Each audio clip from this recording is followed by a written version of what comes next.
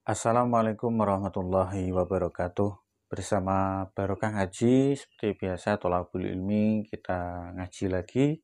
Dengarkan nasihat-nasihat agama dari guru kita Gus-Subha. Semoga hari-hari tambah ilmu yang kita dapatkan. Pemirsa dimanapun berada, seperti biasa saya doakan semoga selalu dalam keadaan sehat, bahagia, ya kan, rezeki yang berkah barokah. Langsung saja ke materinya, kita dengarkan sama-sama. Semoga bermanfaat. Assalamualaikum warahmatullahi wabarakatuh. Itu kita harus bangga dengan yang namanya sujud, itu harus bangga. Sampai diistilahkan apa? Laula kaya zinatal wujudi ma toba aisi wala wujudi wala taronnam tu apa? Fi sholati wala ruku'i wala. Andekan ndak ajaranmu ya Rasulullah, saya ini ndak pernah menikmati sujud dan tidak pernah nikmati rukuk. Jadi syarat saya sujud itu ora sekedar kowe metek anggota itu mboten, harus ada taronnum, harus ada kenikmatan yang luar biasa. Karena sujud ini yang menjadikan kita nanti di surga. Sujud ini yang menjadikan kita layak masuk surga. Sujud ini pula yang menjadikan kita sah disebut umat Nabi Muhammad sallallahu alaihi wasallam. Ciri utama umat Nabi ora kok kemenangan politik atau kemenangan dunia mboten, tapi tarohum ruk'an sujud. Umat yang kamu lihat sebagai yang rukuk, sebagai yang sujud. Artinya apa? Kalau Nabi yang soleh diriwayatkan orang soleh, pasti riwayatnya tentang sujud, tentang rukuk. Faham ya? Bareng Nabi diriwayatno LSM sing liberal. Nabi itu tokoh yang menerima semua pihak. Diceritakan Nabi perjanjian dengan orang kafir, kerjasama dengan orang kafir. Yo kok entuk wae dalil. Untuk kondi wae. Aku kadang yo gumun aku sing wong alim ora roh iku roh iku untuk kondi. Aku yo kadang heran. Kadang takok mbek wong, niku kitab napa? Mbah Gus kula ya jare bar. Mergo aku kitabku ya sak foto-foto kok ora roh. Kono sing kitabe cilik kok roh. Ini penting saya utarakan.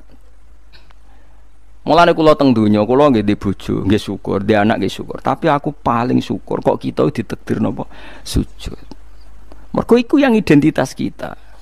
Ya ayyuhalladzina amanu ruk'u wasjudu wa'budu rabbakum. Kowe nek iman tenan ciri utamane rukuk, ciri utamane sujud. Saiki mboten.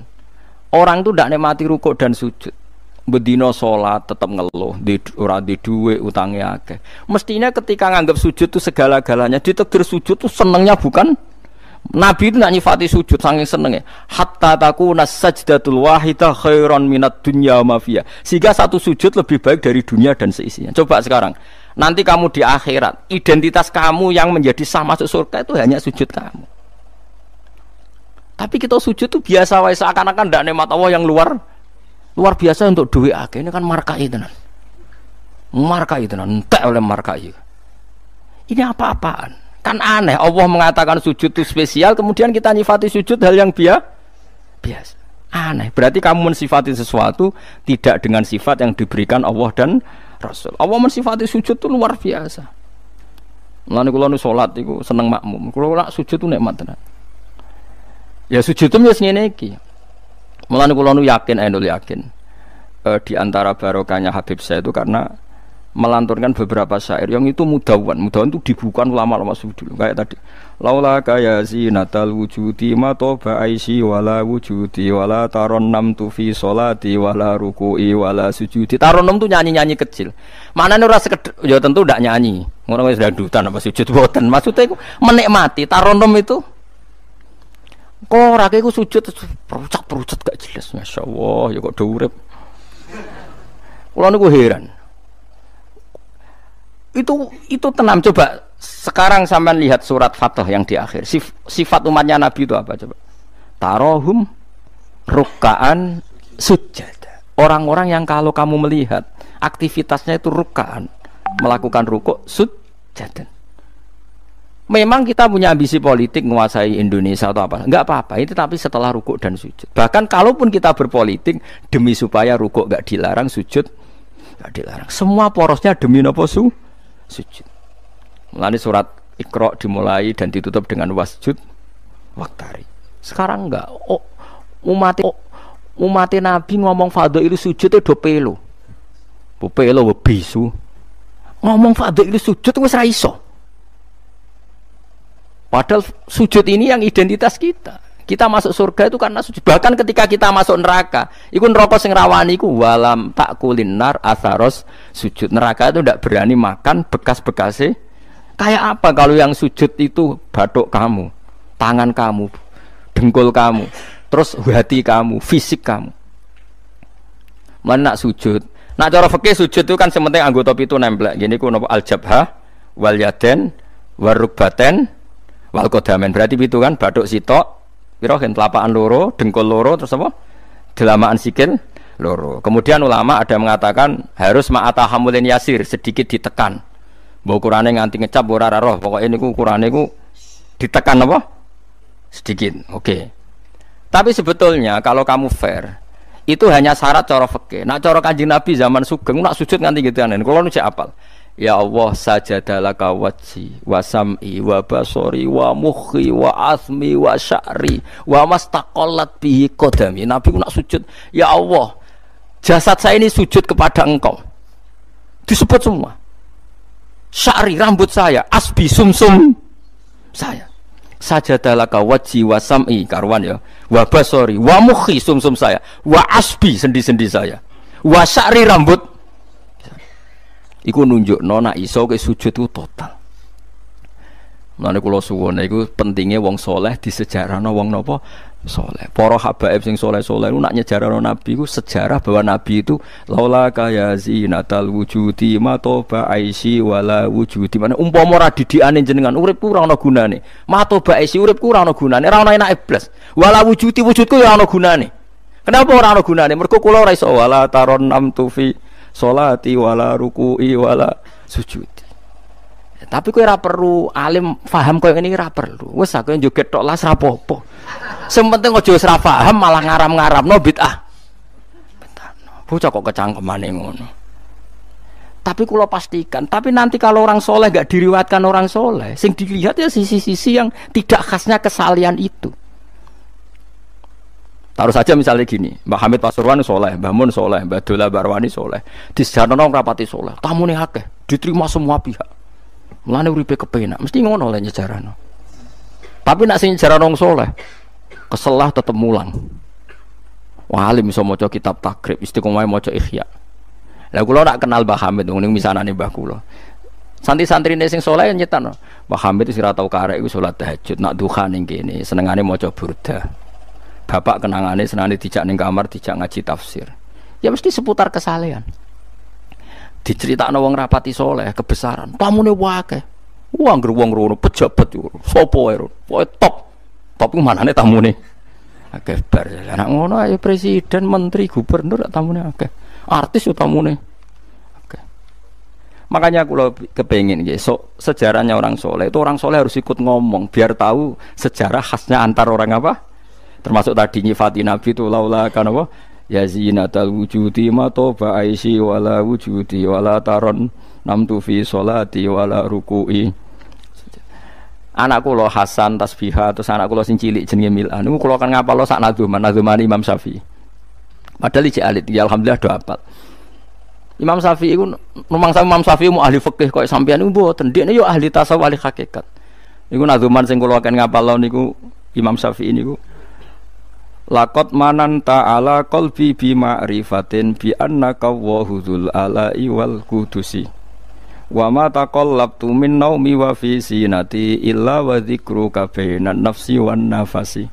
Ya Allah, sungguh nikmat Engkau itu besar karena Engkau memberikan aku satu kenikmatan. Di mana kenikmatan itu saya tahu bahwa Engkau adalah dzul ala'i wal qudusi, zat pemberi nikmat dan yang suci. Wa ma taqallabtu min naumi wa fi sinati, kula niku turu ora tau molak-malik awakku. Ora tau molet corong Jawa.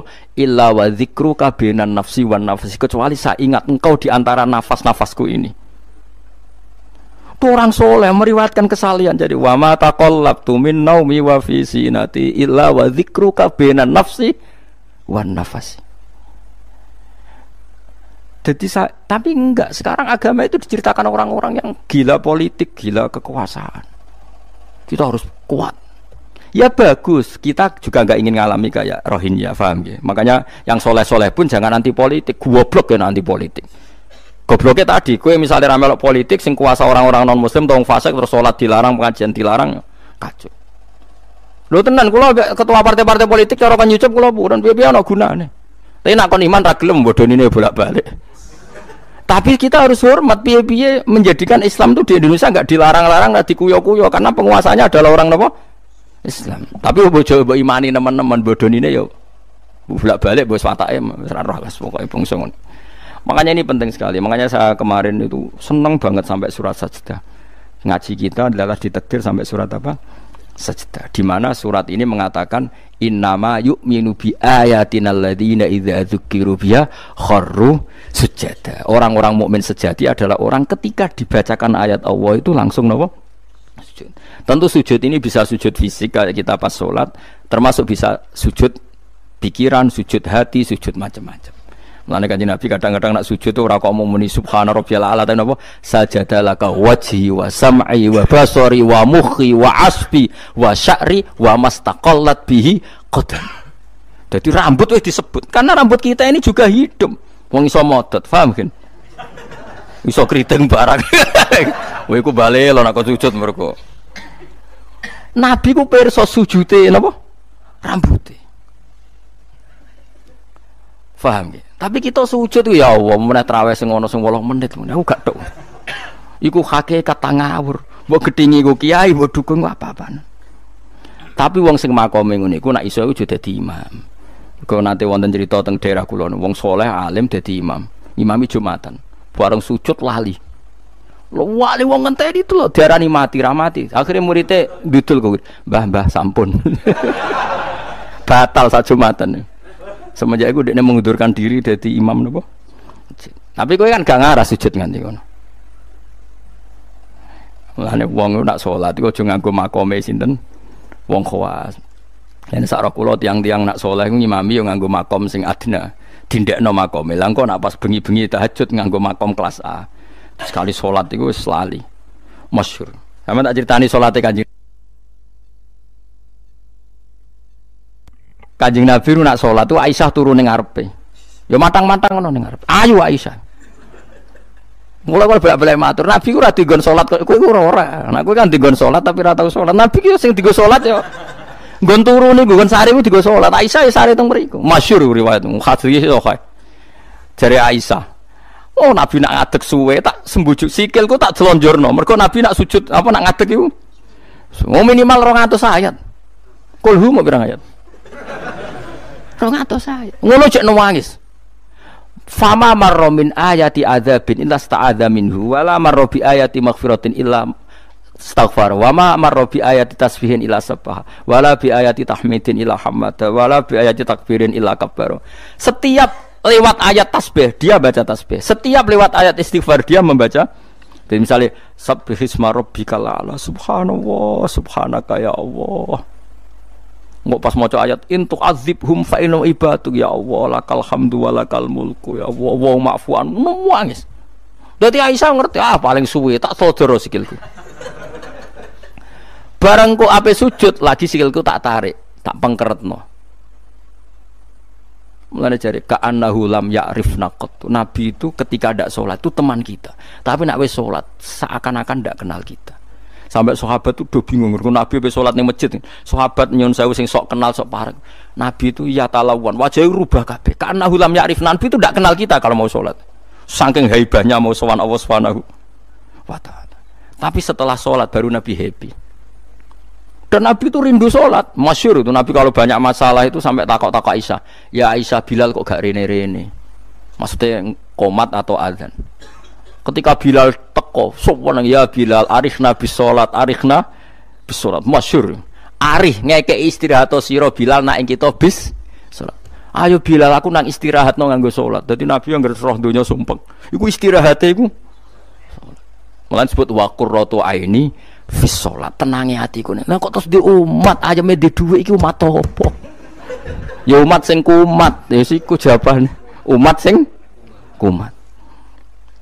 Lah ya meskipun kira iso nglakoni tapi tak critakno nek ke wong saleh iku disejarahno wong saleh ben ijek sambung. Dan saiki Rasulullah itu sayyidus sholihin. Sayyidus sholihin sing diceritakno Quran sifate umat iku tarahum ruk'an sujud. Saiki umat sifate tarahum yatlubunal mal wa yatlubuna kadza wa kadza yatlubunal jah wa riyasah. Jadi sok ben cara umpama Quran kok iso dikarang sifatem ora tarahum rukaan sujada sifat umate ngalor ngidul golek duit. Kowe seneng disifati ngono? Gak seneng kok. Dalem kula suwun ngaji surat sajdah niki kula umpama pantes nuntut Pak Rumanto tak nyembelih sapi. Mergo syukuran surat napa sujud. Tapi kok kowe syukur perkara mangan sapi ku ya elek. Mulane ra usah. Wong ngaji kok syukur perkara nyembelih apa? Sapi. Mulane ra usah. Kulo nu khatam hikam pe disyukuri. Nganti saiki ora disyukuri. Tangan-tangan ya bener ra disyukuri. Ben syukure mergo khatam hitam ora perkara nyembelih sapi. Tapi insyaallah kuat asline kuat. Bangune ra kuat sak menaki urunan 5.000 cukup. Golekno sapi kuru ampun. Terus sapi sing wis kesemper. Tapi kula suwun ya melane kula suwun aja geman mengabaikan sejarah versi wong soleh. Termasuk versi ya tiang-tiang soleh. Cek saking kalangan habaib, cek sing kalangan ulama. Pokoknya tiang-tiang napa soleh itu khas. Cara seneng Nabi itu khas. Kowe iso nyifati Nabi kayak tadi. Laula kaya zinatal wujudi ma to ba'isi wala wujudi wala taron namtu fi sholati. Jajal Kanjeng Nabi versi wong-wong politikus malah diseru. Nabi itu pemersatu pan Arabik. Dulu Arab itu gini-gini, selada Nabi iku ya iya ya sifatnya Nabi, tapi kowe apa mbok omah ngomongno, kowe sujud ora iso kok ngomong ndok dinti. Pertama Iqra turun ya wasjud. Iku variasi-variasi setelah ada kekuatan politik, ono variasi-variasi sifat-sifat Nabi yang datang kemudian, tapi sifat permanennya ya wasjud waktari. Paham maksudnya? Paham tenan to? Paham ya alhamdulillah. Soalnya nek sing ora paham ya mbok paham, ben nyenengno guru. Nyenengno guru kuwi ibadah. Pokoke eling-eling surat Fatah sing akhir napa? Tarahum rukaan sujud. Walahum lan ora ana te wong akeh yung dzuruna dikai tempo sapa wong akeh. Yumhaluna tegese dikai tempo sapa wong akeh li taubatin krana tobat au makdiratin utawa ngekeki alasan. Fa'arid mongko mengo sira anhum sanging kufar wan tadzir lan ngenteni ana sira. Misale inzalal adzab ing turune siksa bi miklan kufar. Innahum satamne wong kafir ya muntadziruna ngenteni sapa wong kafir. Bika ing sira wong kafir ngenteni misale hadis samautin ing terjadine kematian atau anyare kematian auqatin utawa terjadine pembunuhan. Bismillahirrahmanirrahim. Afaman kana mu'minan kaman kana fasika. Afaman kana mu'minan kaman kana fasikal la yastawun. Ammal ladzina amanu wa 'amilus sholihati falahum jannatul ma'wa nuzulam bima kanu ya'malun. Wa ammal ladzina fasaku fama'wahumun nar. Kullama aradu ay yakhruju minha u'idu fiha wa qila lahum dzuqu 'adzaban nar. Dzuqu 'adzaban naril ladzi kuntum bihi tukadzibun. Afaman kana, afaman ana ta utahi wong. Wong sapa wae? Kana kang ana sapa man. Ana iku mukminan, iku wong sing mukmin, sing percaya kebenerane Allah lan Rasul. Iku kaman kaya dene wong kana kang ana sapa man iku fasikon, iku wong sing fasik utawa wong sing kafir. Coba baleni malih. Afaman ana ta te wong kana kang ana sapa man iku mukminan mukmin. Manane mukmin ku benerno apa sing digawa Allah lan Rasul. Iku kaman kaya dene wong kana kang ana sapa man iku fasikon iku fasik utawi kafir. La yastawun, ora padha sapa wong mukmin lan wong fasik. Ail mukminuna tekse pira-pira mukmin wal fasikuna lan pira-pira fasik. Ammal ladzina amanu anapun te wong sing iman wa amilu lan nglakoni sapa alladzina as-solihati ing pira-pira amal saleh. Wong iman lan nglakoni amal saleh falahum mongko iku berhak, mongko iku kedue alladzina amanu jannatul ma'wa te entuk swarga kang dadi panggonane utawa swarga-swarga kang dadi nggon panggonane. Nuzulan tur hale tumurun. Hale dadi sogatan, hale dadi penghormatan. Huwa te maknane nuzul ku ma perkara yu adu kang den sogatno apa ma kang disuguhno apa ma lidolfi krana tamu.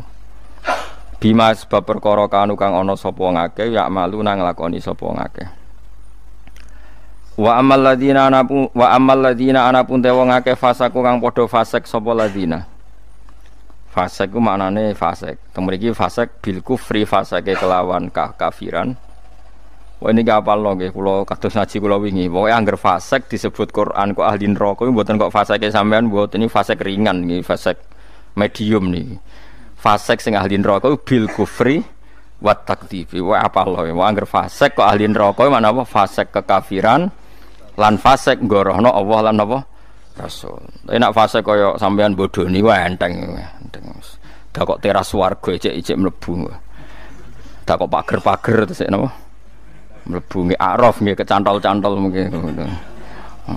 Mbok jongkrono sithik munduk swarga ngono. Oh, angger fase iki jelas. Mulane kula wingi ngotot. Ciri khas ahli sunnah niku darani ahli neraka iku kafir. Napa? Mulane mriki fasaku napa bil kufri wa takdzibi. Fase iki kelan nglakoni kekafiran lan gorono Allah. Kowe kafir to ora? Mboten. Kowe tau gorono Allah Rasul? Nak bodoni kanca. Bolak-balik lah. Iku urung kafir wenteng. Mergo yo kene tau dibodoni padha wae kan mok wales-walesan ngono napa?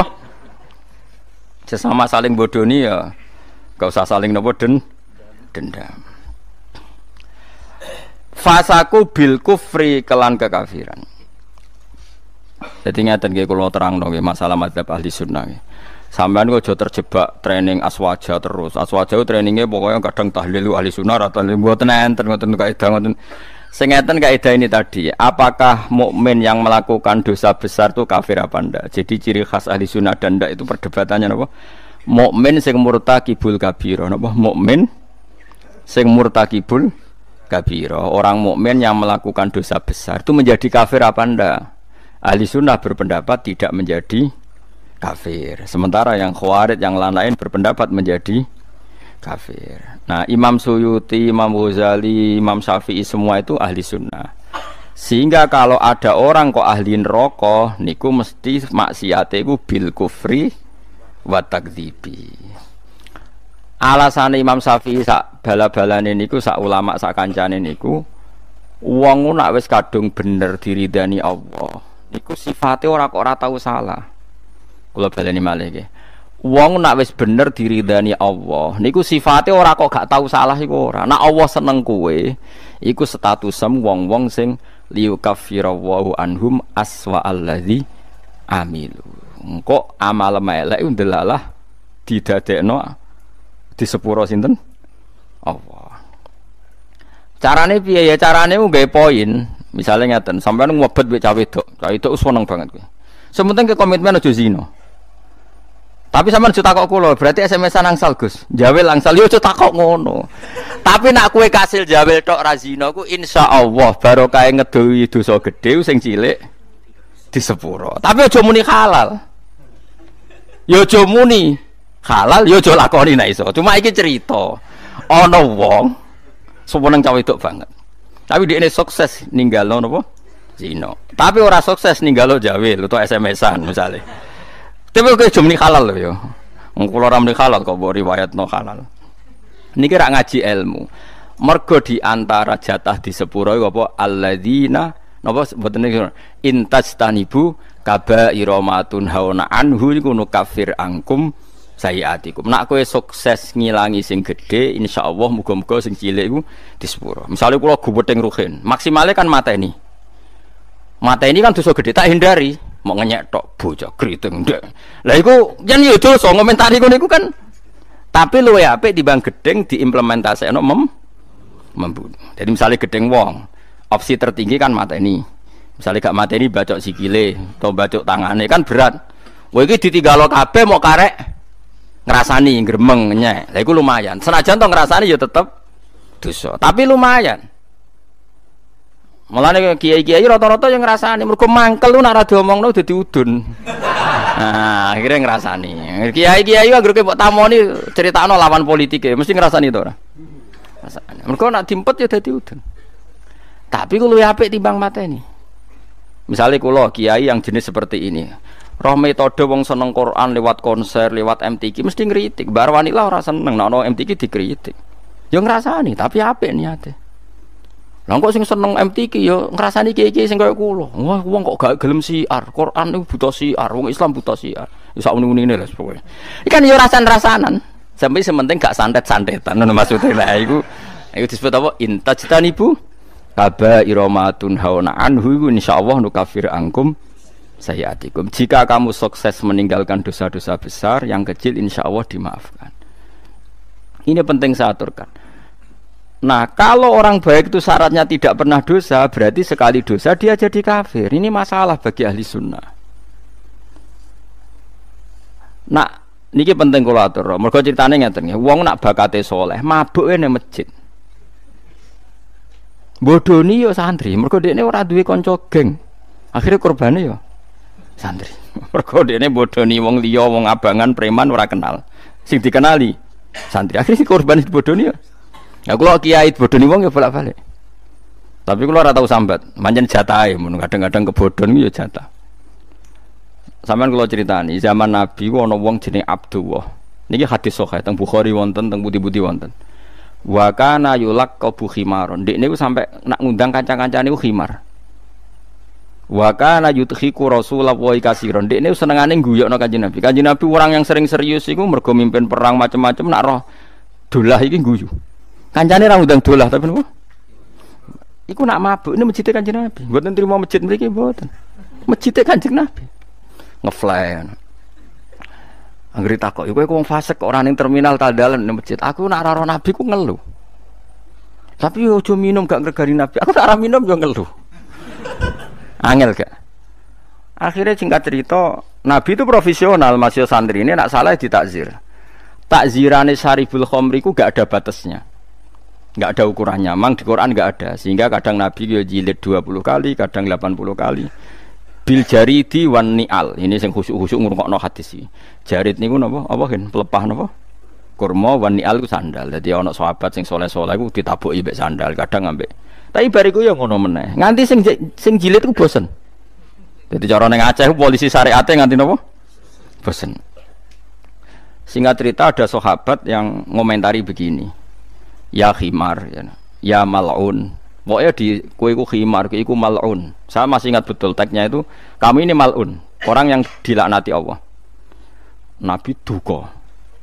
La tal'anuhu fa innahu yuhibbu wa rasul. Lagu dalil ahli sunnah. Kamu jangan melaknati dia. Fa innahu yuhibbu wa. Orang ini meskipun peminum arak itu senang Allah dan Rasul. Saya masih ingat betul takbir yang ada di kitab Ihya. Takbirnya begini, falam yukhrijhu bil maksiati anil mahabbah. Nabi tidak mengeluarkan dia dengan melakukan maksiat dari status mencintai Allah dan Rasul. Sebab itu ahli sunnah sepakat, orang maksiat itu bukan kena sifat atau kena status dia memusuhi Allah dan maksiat itu gawan kita dhaif.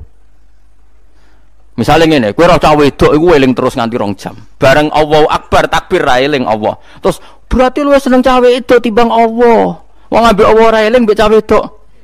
Ora iso ngono, kowe seneng cah wedok iku gawan nafsu, yen gak bakat wali. Paham nggih? Akhire eling terus ra iso lali. Allah ora butuh mbok ilingi kowe ya ora keren diparingi lali kowe. Ini penting kula ngajekno. Kula baleni malih.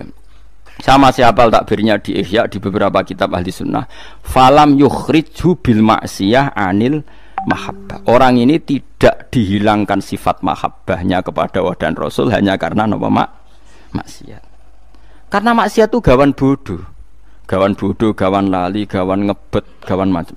Misalnya kayak dia anak papat, bojomu setia, katut rondo. Terus ana wong muni ngene, dadi yo katut rondo lali anak bojo, ora lali ora masalah. Cuma ora iso lali rondo, tapi ora lali anak bojo. Wong nyatane dhuwit jadi dibagi jatahe anak ya ono jatahe. Cuma wong sing gedeng darani kowe iku lali anak. Ora lali mulai ditakoki jenenge anake ya jek roh. Kelas pirone ya jek. Cara ditakoki, "Lah kok ora mbok rabi wae?" Sungkan anakku. Lho jek roh ta ora?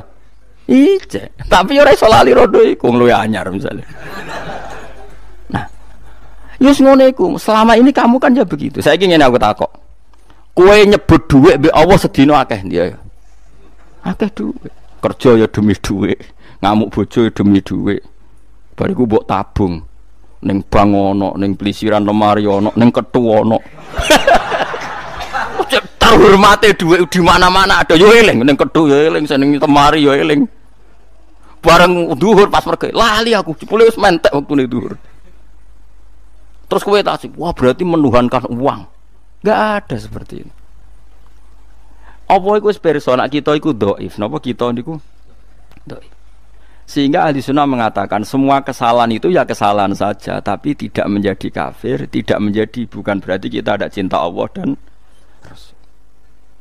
Jadi wong mabuk, kunane kuno wong lani kiai ora oleh gedeng preman teman-teman. Kadang yo ono wong preman, tapi ra iso mungkiri seneng kiai. Lan cara kula ora masalah ono wong ra salat nekani konser selawatan, cara kula ora masalah. Ndekne nyatane seneng pas selawatan seneng. Nak menawa awal untuk hidayat. Nak ki fikih komentar, apa gunane nekani selawatan tapi ra salat. Lah nek dene ra tau nekani selawatan, ra salat terus jalur hidayate kon diye nak menawa ana siji loro selawat sing ditampa dadekno sebab napa? Hidayat. Seneng kok komentar. Ora melok dadi pangeran kok geger.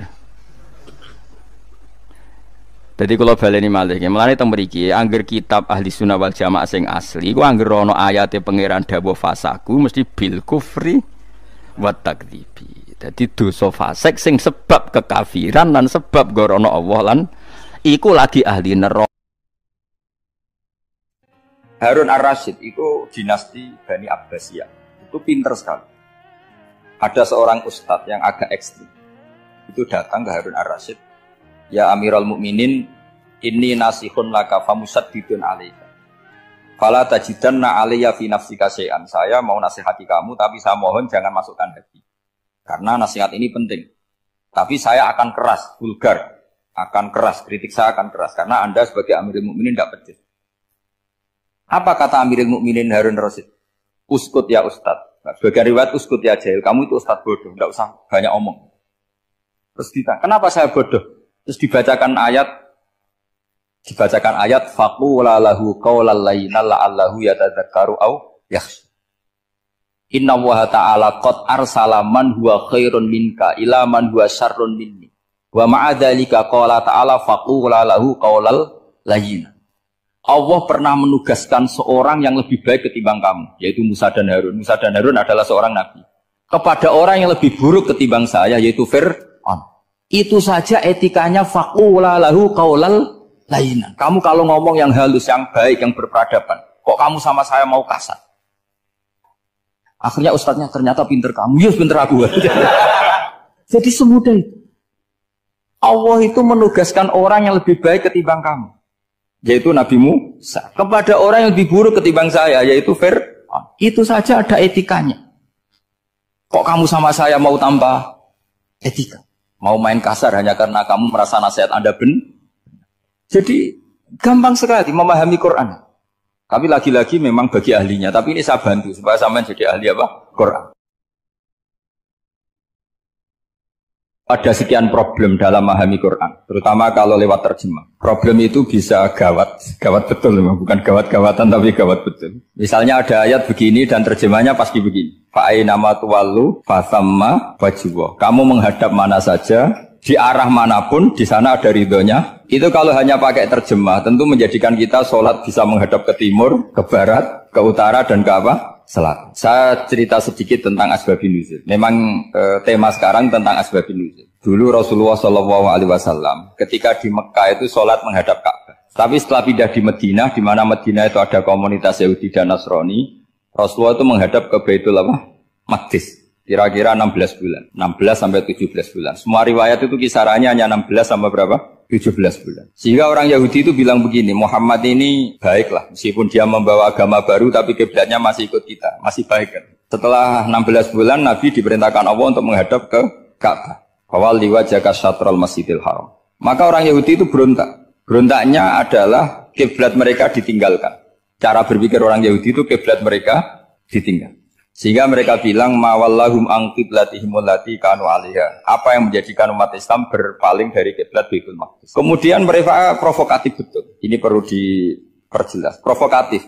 Bilang begini, "Inna Muhammadan tahayyara fi din." Muhammad ini bingung dalam beragama sehingga habis ngomong A ngomong B, habis kiblat Ka'bah, kiblat Baitul Maqdis. Sehingga dalam banyak tarikh disebutkan peristiwa kiblat itu terbanyak melahirkan orang murtad, orang yang keluar dari Islam gara-gara provokasi orang Yahudi, Muhammad tahayyara fi dini. Muhammad tuh bingung dalam menentukan pilihan apa? Beragama. Kemudian walhasil singkat cerita akhirnya Nabi itu madhep Ka'bah. Apa yang terjadi mukjizat itu adalah bahwa agama ini agama yang mewakili semua agama sebelumnya yang masih orisinil. Yaitu Nabi akhirnya berargumentasi Ka'bah adalah kiblat yang asli, yang lebih tua. Terus mereka tanya, buktinya apa? Dijawab oleh Quran, fihi ayatum bayyinatum maqamu apa? Ibrahim. Ka'bah bukti tertua adalah di situ ada makam Ibrahim. Makam itu jejak kaki. Ya kalau bahasa Indonesia makam itu kuburan. Kalau dalam bahasa Arab makam itu jejak apa? Jejak kaki. Sehingga diketahui oleh sejarah dibuktikan di situ ada jejak kaki siapa? Nabi Ibrahim. Sementara nisbatnya Baitul Maqdis itu adalah kepada Nabi Musa dan Nabi Harun. Yang ini adalah turunan dari Nabi siapa? Ibrahim. Hikmahnya apa? Begini, sebagai bukti bahwa Baitul Maqdis pernah menjadi poros Islam atau poros Tauhid, maka Nabi Muhammad pernah disuruh menghadap ke Baitul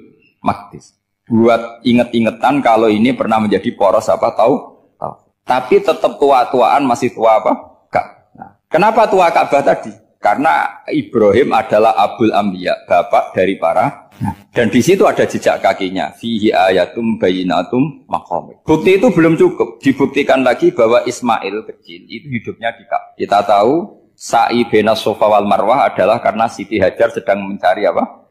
Jadi ada bukti sekian, bukti empirik bahwa Ibrahim itu kiblatnya itu Ka'bah, bukan Baitul. Sehingga ada kata-kata fihi ayatum bayyinatum maqamu. Nah, tanpa ngerti asbabun nuzul, kamu akan mengartikan fa'ina ma tuwallu fasamma wajhu itu salah. Karena di situ kamu menghadap mana saja, maka di situ ada ridhonya Allah. Maka para ulama memberi catatan, maksudnya begini, kamu menghadap kemana saja, asal itu yang diperintahkan Allah, maka di situ ada ridhonya Allah. Harus seperti itu maknanya, disesuaikan dengan konteks asbabun nuzul. Tanpa seperti itu tidak bisa. Dan masih banyak lagi kepentingan tentang asbabun nuzul. Jadi problem sekarang adalah banyak mufassir yang hanya mengartikan dari terjemah. Itu bahaya sekali. Jika ada orang yang menikah secara mut'ah, itu kan mirip kayak transaksi zina. Mereka berdalil famastamta'tum bihi minhunna fa'atuhunna ujurahun. Perempuan yang sudah kamu nikmati, yang penting kamu bayar. Terjemahnya seperti itu. Karena ujur itu jamaknya ujroh. Itu fatal sekali. Padahal ayat itu begini, settingannya begini, setting siakul kalamnya atau asbabun nuzulnya begini. Ini sekaligus, memang saya sengaja ngaji dengan tema yang berat, bentuk penghormatan pada yang ngaji. Kalau temanya ringan kan kayak TPG. Begini asbabun nuzulnya begini. Wal muhsanatu minan nisa yang awal juz 5 itu, ya kita santai aja, yang awal juz 5 itu sebetulnya maktuf, diatafkan pada ayat hurrimat alaikum ummahatukum wa banatukum wa akhwatukum wa ammatukum wa kholatukum wa banatul akhi wa banatul ukhti. Jadi perempuan yang haram dinikah itu ada 7. Yang faktor nasab, yaitu siapa? Ibu, putri, saudara putri, bulik dari bapak, ammah itu bulik dari bapak, kholah itu bulik dari ibu, keponakan dari saudara lelaki, keponakan dari saudara perempuan. Ini disebut haram karena nasab, nasab gen.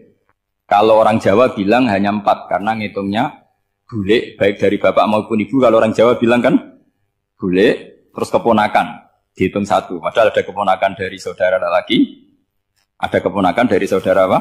Perempuan. Wa banatul akhi wa banatul ukhti. Terus kedua haram karena rodok. Kita tahu dalam hukum Islam rodok adalah sama dengan nasab. Jadi ibu yang pernah menyusui kamu berarti jadi ibu kamu.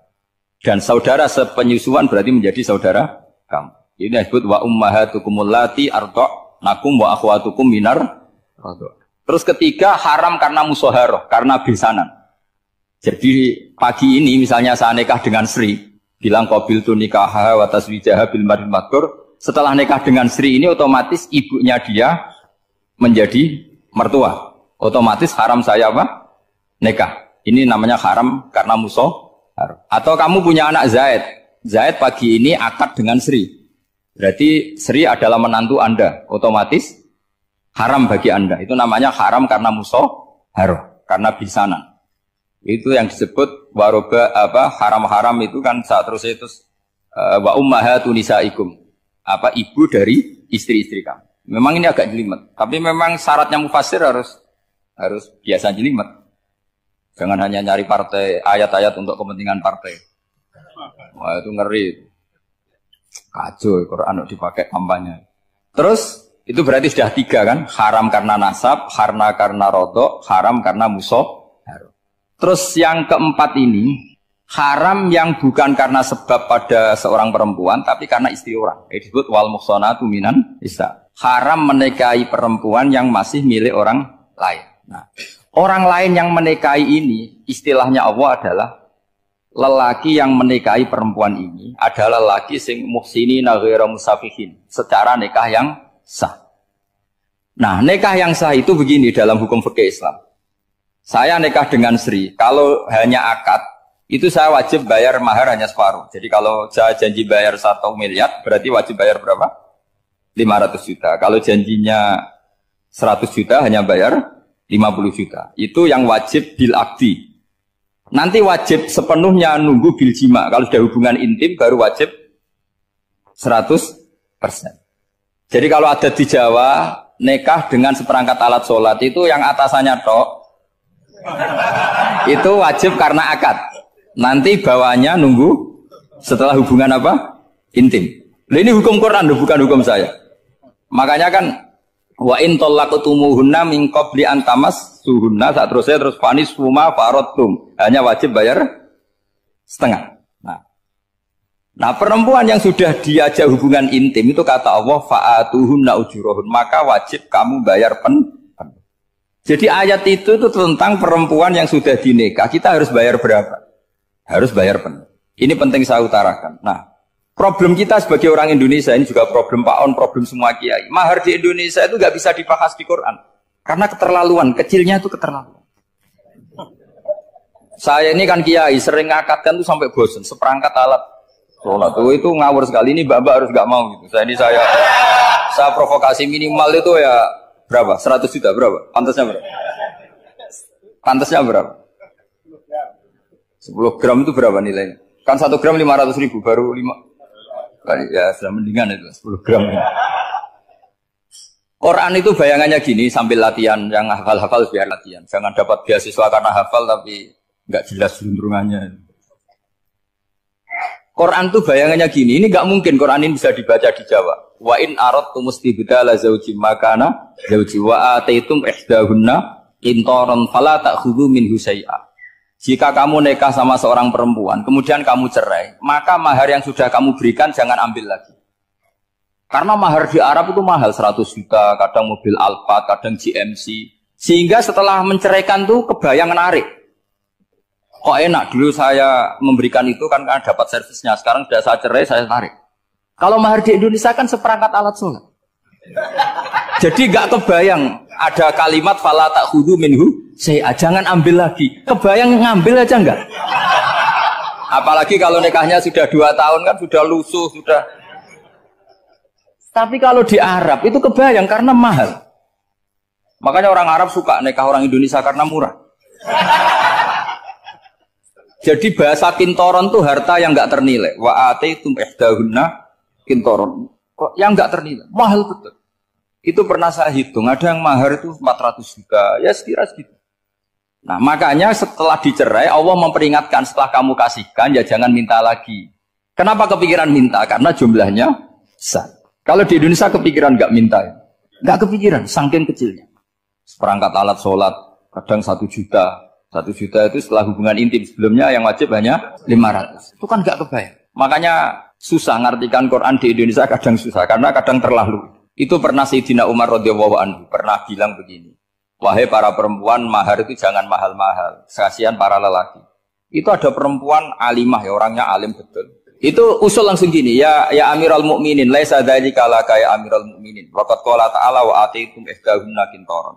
Kamu hanya seorang Amirul Mukminin, tidak berhak bikin aturan pembatasan mahar. Allah saja tidak batasi, kenapa kamu batasi? Sehingga dulu yang namanya nikahnya Sulaiman Agung atau Jamaluddin siapa Ratu Agung, kalau hadiah ya sampai tas mahal itu. Ini kan dari bahasa Arab mumtaz mahal. Mumtaz itu istimewa, mahal itu tempat. Dia punya istri yang sangat dicintai, dikasih hadiah mumtaz mahal. Terus ilat Jawa jadi apa? Tas mahal. Itu sama Mujid Ulil Albab kalah. Itu kalau cerai kan kepikiran minta lagi. Dikasihkan yang baru. Tapi kalau di Indonesia tidak mungkin karena apa tadi? Seperangkat alat sholat. Begitu nyari yang murah lagi. Yang bagus kitanya, bungkusnya yang bagus. Maka nggak mungkin kita maknani Quran tanpa mengenal yang bernama asbabin. Karena makna ayat itu bisa kacau kalau kita tidak tahu asbabin. Yaitu kayak tadi makna fa'ina ma tuwallu fasamma wajibwa. Itu maknanya kan kamu menghadap mana saja, boleh saja di sana ada ridhonya Allah. Berarti kan bisa ke timur, ke selatan, ke utara, ke barat. Itu bahaya betul. Sehingga kata ulama harus mengkaji asbabin supaya porsi ayat ini sampai semana jauhnya itu kita tahu. Tanpa tahu itu tidak bisa. Begitu juga menyangkut kiblat. Sekarang saya tanya, kemarin kan ramai dulu juga menang. Kiblat semuanya diukur dengan GPS, terus beberapa masjid dikomentari salah karena diukur pakai apa? GPS. Kalau dalam bahasa falak disebut yaumarosdil kiblat. Memang bisa diilmoni. Tapi pertanyaannya begini, dari awal Allah ngendikan fawal liwajhaka syatral masjidil haram. Kamu yang penting sholat itu menghadap masjid. Masjid itu ya bangunan. Sehingga kata Ibnu Abbas yang diriwayatkan banyak ulama mengatakan al-Ka'bah kiblatun li ahlil masjid wal masjid kiblatun li ahlil haram wal haram kiblatun li ahlil masyriq wal maghrib. Jadi kalau orang di dalam masjid kiblatnya harus Ka'bah. Di luar masjid kiblatnya asal bangunan Masjid Haram. Tapi di luar sini kayak di Indonesia boleh semua tanah. Kenapa begitu? Kata Ibnu Abbas karena Quran turun bilisanin Arabiyyin mubin. Jadi kalau orang Jogja kalau mau ke Jakarta arahnya kemana? Barat. Itu sebetulnya ketika Anda ke barat itu persis Jakarta apa bisa saja pasnya itu Pangandaran. Tapi orang itu akan bilang kalau ke barat ya ke Jakarta. Meskipun presisi Anda tepatnya di Pangandaran. Nah kiblat seperti itu, asal orang menghadap ke barat itu orang sudah bilang ke kiblat. Gak usah sedetail misalnya harus pas Ka'bah. Saya pernah debat sama tim ahli Kemenang. Gak bisa Gus, sekarang ada GPS harus tepat Ka'bah. Terus saya bilang gini, kalau teori Anda benar, berarti semua masjid luasnya maksimal 16 meter. Ka'bah itu luasnya hanya 16 meter. Berarti Masjid Ulil Albab yang pojok sana sama pojok sana, kira-kira itu ya sudah tidak kena Ka'bah. Kalau harus tepat, Ka'bah itu kan diameternya hanya 16. 16 sampai 18 kalau nggak salah. Berarti semua masjid kalau ingin tepat Ka'bah harus pas 16. Kalau terlalu luas pilihannya harus cekung. Kan jadi aneh. Makanya saya itu sering Pak, dulu saya ini biasa debat fikih. Kalau di tradisi pesantren namanya Basul Masail. Saya punya teman yang paling kurang ajar, yang paling saya kenang dalam panjang sejarah. Dulu itu kalau debat fikih itu ya seru. Kalau aturan fikih kan gini, soft paling baik itu kan soft pertama. Baru kedua, baru ketiga. Yang paling keren kan soft awal, soft. Terus teman saya bilang gini Pak, ya kalau gitu gini aja Gus, desain masjid itu memanjang utara selatan. Biar semuanya soft awal. Gara-gara didesain begini kan ada soft 2, soft 3. Apa susahnya? Kita bikin mulai awal supaya masjid itu memanjang utara apa? Selatan. Supaya semuanya soft awal. Ya kalau ada hukum ya diimplementasikan dalam desain bangunan katanya. Jadi. Itu kan kacau. Terus akhirnya saya jawab, lalu setelah begitu yang paling afdol siapa? Yang dekat imam. Ya sudah, bikin cekung saja kalau gitu. Artinya gini ya, beragama itu yang sehat. Jadi beragama itu berdasar riwayat. Berdasar riwayat, pernah ada ulama yang ngitung. Madinah menghadap Ka'bah itu ya tidak pas. Pernah dihitung pakai GPS. Kiblat Madinah ke Ka'bah itu ya tidak pas. Tidak seperti yang pernah dianjurkan Kemenang. Karena apa? Agama ini ngikuti bilisanin Arabiyyin mungkin. Seperti jenengan gini. Semua ini istilahnya apa? Menghadap Gus Bah. Padahal ada yang agak sana, agak sana. Semuanya ngaji sama siapa Gus? Ya sudah. Istilahnya bertatap muka. Memangnya kita benturan. Ini bahasa. Jadi seperti ini semua namanya apa? Berhadap. Padahal ada yang agak samping, agak samping. Ka'bah juga gitu. Sebenarnya tidak se-ekstrim yang dibayangkan orang-orang. Cuma kalau bisa tepat, ya kita harus tepat. Tapi tetap saja tidak perlu 16 apa? Meter. Nah. Fa'ainama tuwallu fatamma wajibah. Itu artinya menghadap. Menghadap itu menghadap arah. Makanya Allah tidak dawuh fawalli wajhaka nahwal Ka'bah, tapi fawalli wajhaka syatrul Masjidil Haram. Jadi ini penting saya utarakan supaya kita familiar dengan istilah-istilah Quran. Istilah Quran itu gampang sebenarnya. Kalau kita kaji itu gampang. Problem kita tidak pernah mengkaji. Jadi semuanya asing. Kalau kita mengkaji itu gampang sekali. Saya punya sekian cerita betapa pentingnya mengkaji Quran. Harun ar-Rasyid itu dinasti Bani Abbasiyah. Itu pinter sekali. Ada seorang ustadz yang agak ekstrim. Itu datang ke Harun ar-Rasyid. Ya Amirul Mukminin, inni nasihun laka famusaddidun alaika. Fala tajidanna alayya fi nafsika syai'an. Saya mau nasihati kamu, tapi saya mohon jangan masukkan hati. Karena nasihat ini penting. Tapi saya akan keras, vulgar. Akan keras, kritik saya akan keras. Karena Anda sebagai Amirul Mukminin tidak pedes. Apa kata Amirul Mukminin Harun ar-Rasyid? Uskut ya Ustadz. Sebagai riwayat uskut ya jahil. Kamu itu Ustadz bodoh, tidak usah banyak omong. Terus ditanya, kenapa saya bodoh? Terus dibacakan ayat faqula lahu qaulal layyina la'allahu yatadzakkaru aw yakhsha. Inna Allaha ta'ala qad arsala man huwa khairun minka ila man huwa syarrun minni. Wa ma'a dzalika qala ta'ala faqula lahu qaulal layyina. Allah pernah menugaskan seorang yang lebih baik ketimbang kamu, yaitu Musa dan Harun. Musa dan Harun adalah seorang nabi. Kepada orang yang lebih buruk ketimbang saya, yaitu Fir'aun. Itu saja etikanya faqula lahu qaulal layyina. Kamu kalau ngomong yang halus, yang baik, yang berperadaban, kok kamu sama saya mau kasar? Akhirnya ustadznya ternyata pinter kamu, yes pinter aku. Jadi semudah itu. Allah itu menugaskan orang yang lebih baik ketimbang kamu, yaitu Nabi Musa. Kepada orang yang lebih buruk ketimbang saya, yaitu Fir'aun. Itu saja ada etikanya. Kok kamu sama saya mau tambah etika? Mau main kasar hanya karena kamu merasa nasihat Anda benar? Jadi gampang sekali memahami Quran. Tapi lagi-lagi memang bagi ahlinya. Tapi ini saya bantu supaya sampean jadi ahli apa? Quran. Meskipun ngajinya sebulan sekali. Sudah sebulan sekali tidak punya kitabnya. Sudah. Jadi ulama dulu kalau belajar Quran itu gampang. Saya berkali-kali cerita. Yang kitab saya baca di rektorat namanya Syajaratul Ma'arif. Itu kalau cerita bikin judul itu enak sekali. Babuna fil ibad bikullil bilad. Bab seseorang di mana saja hidupnya harus bermanfaat.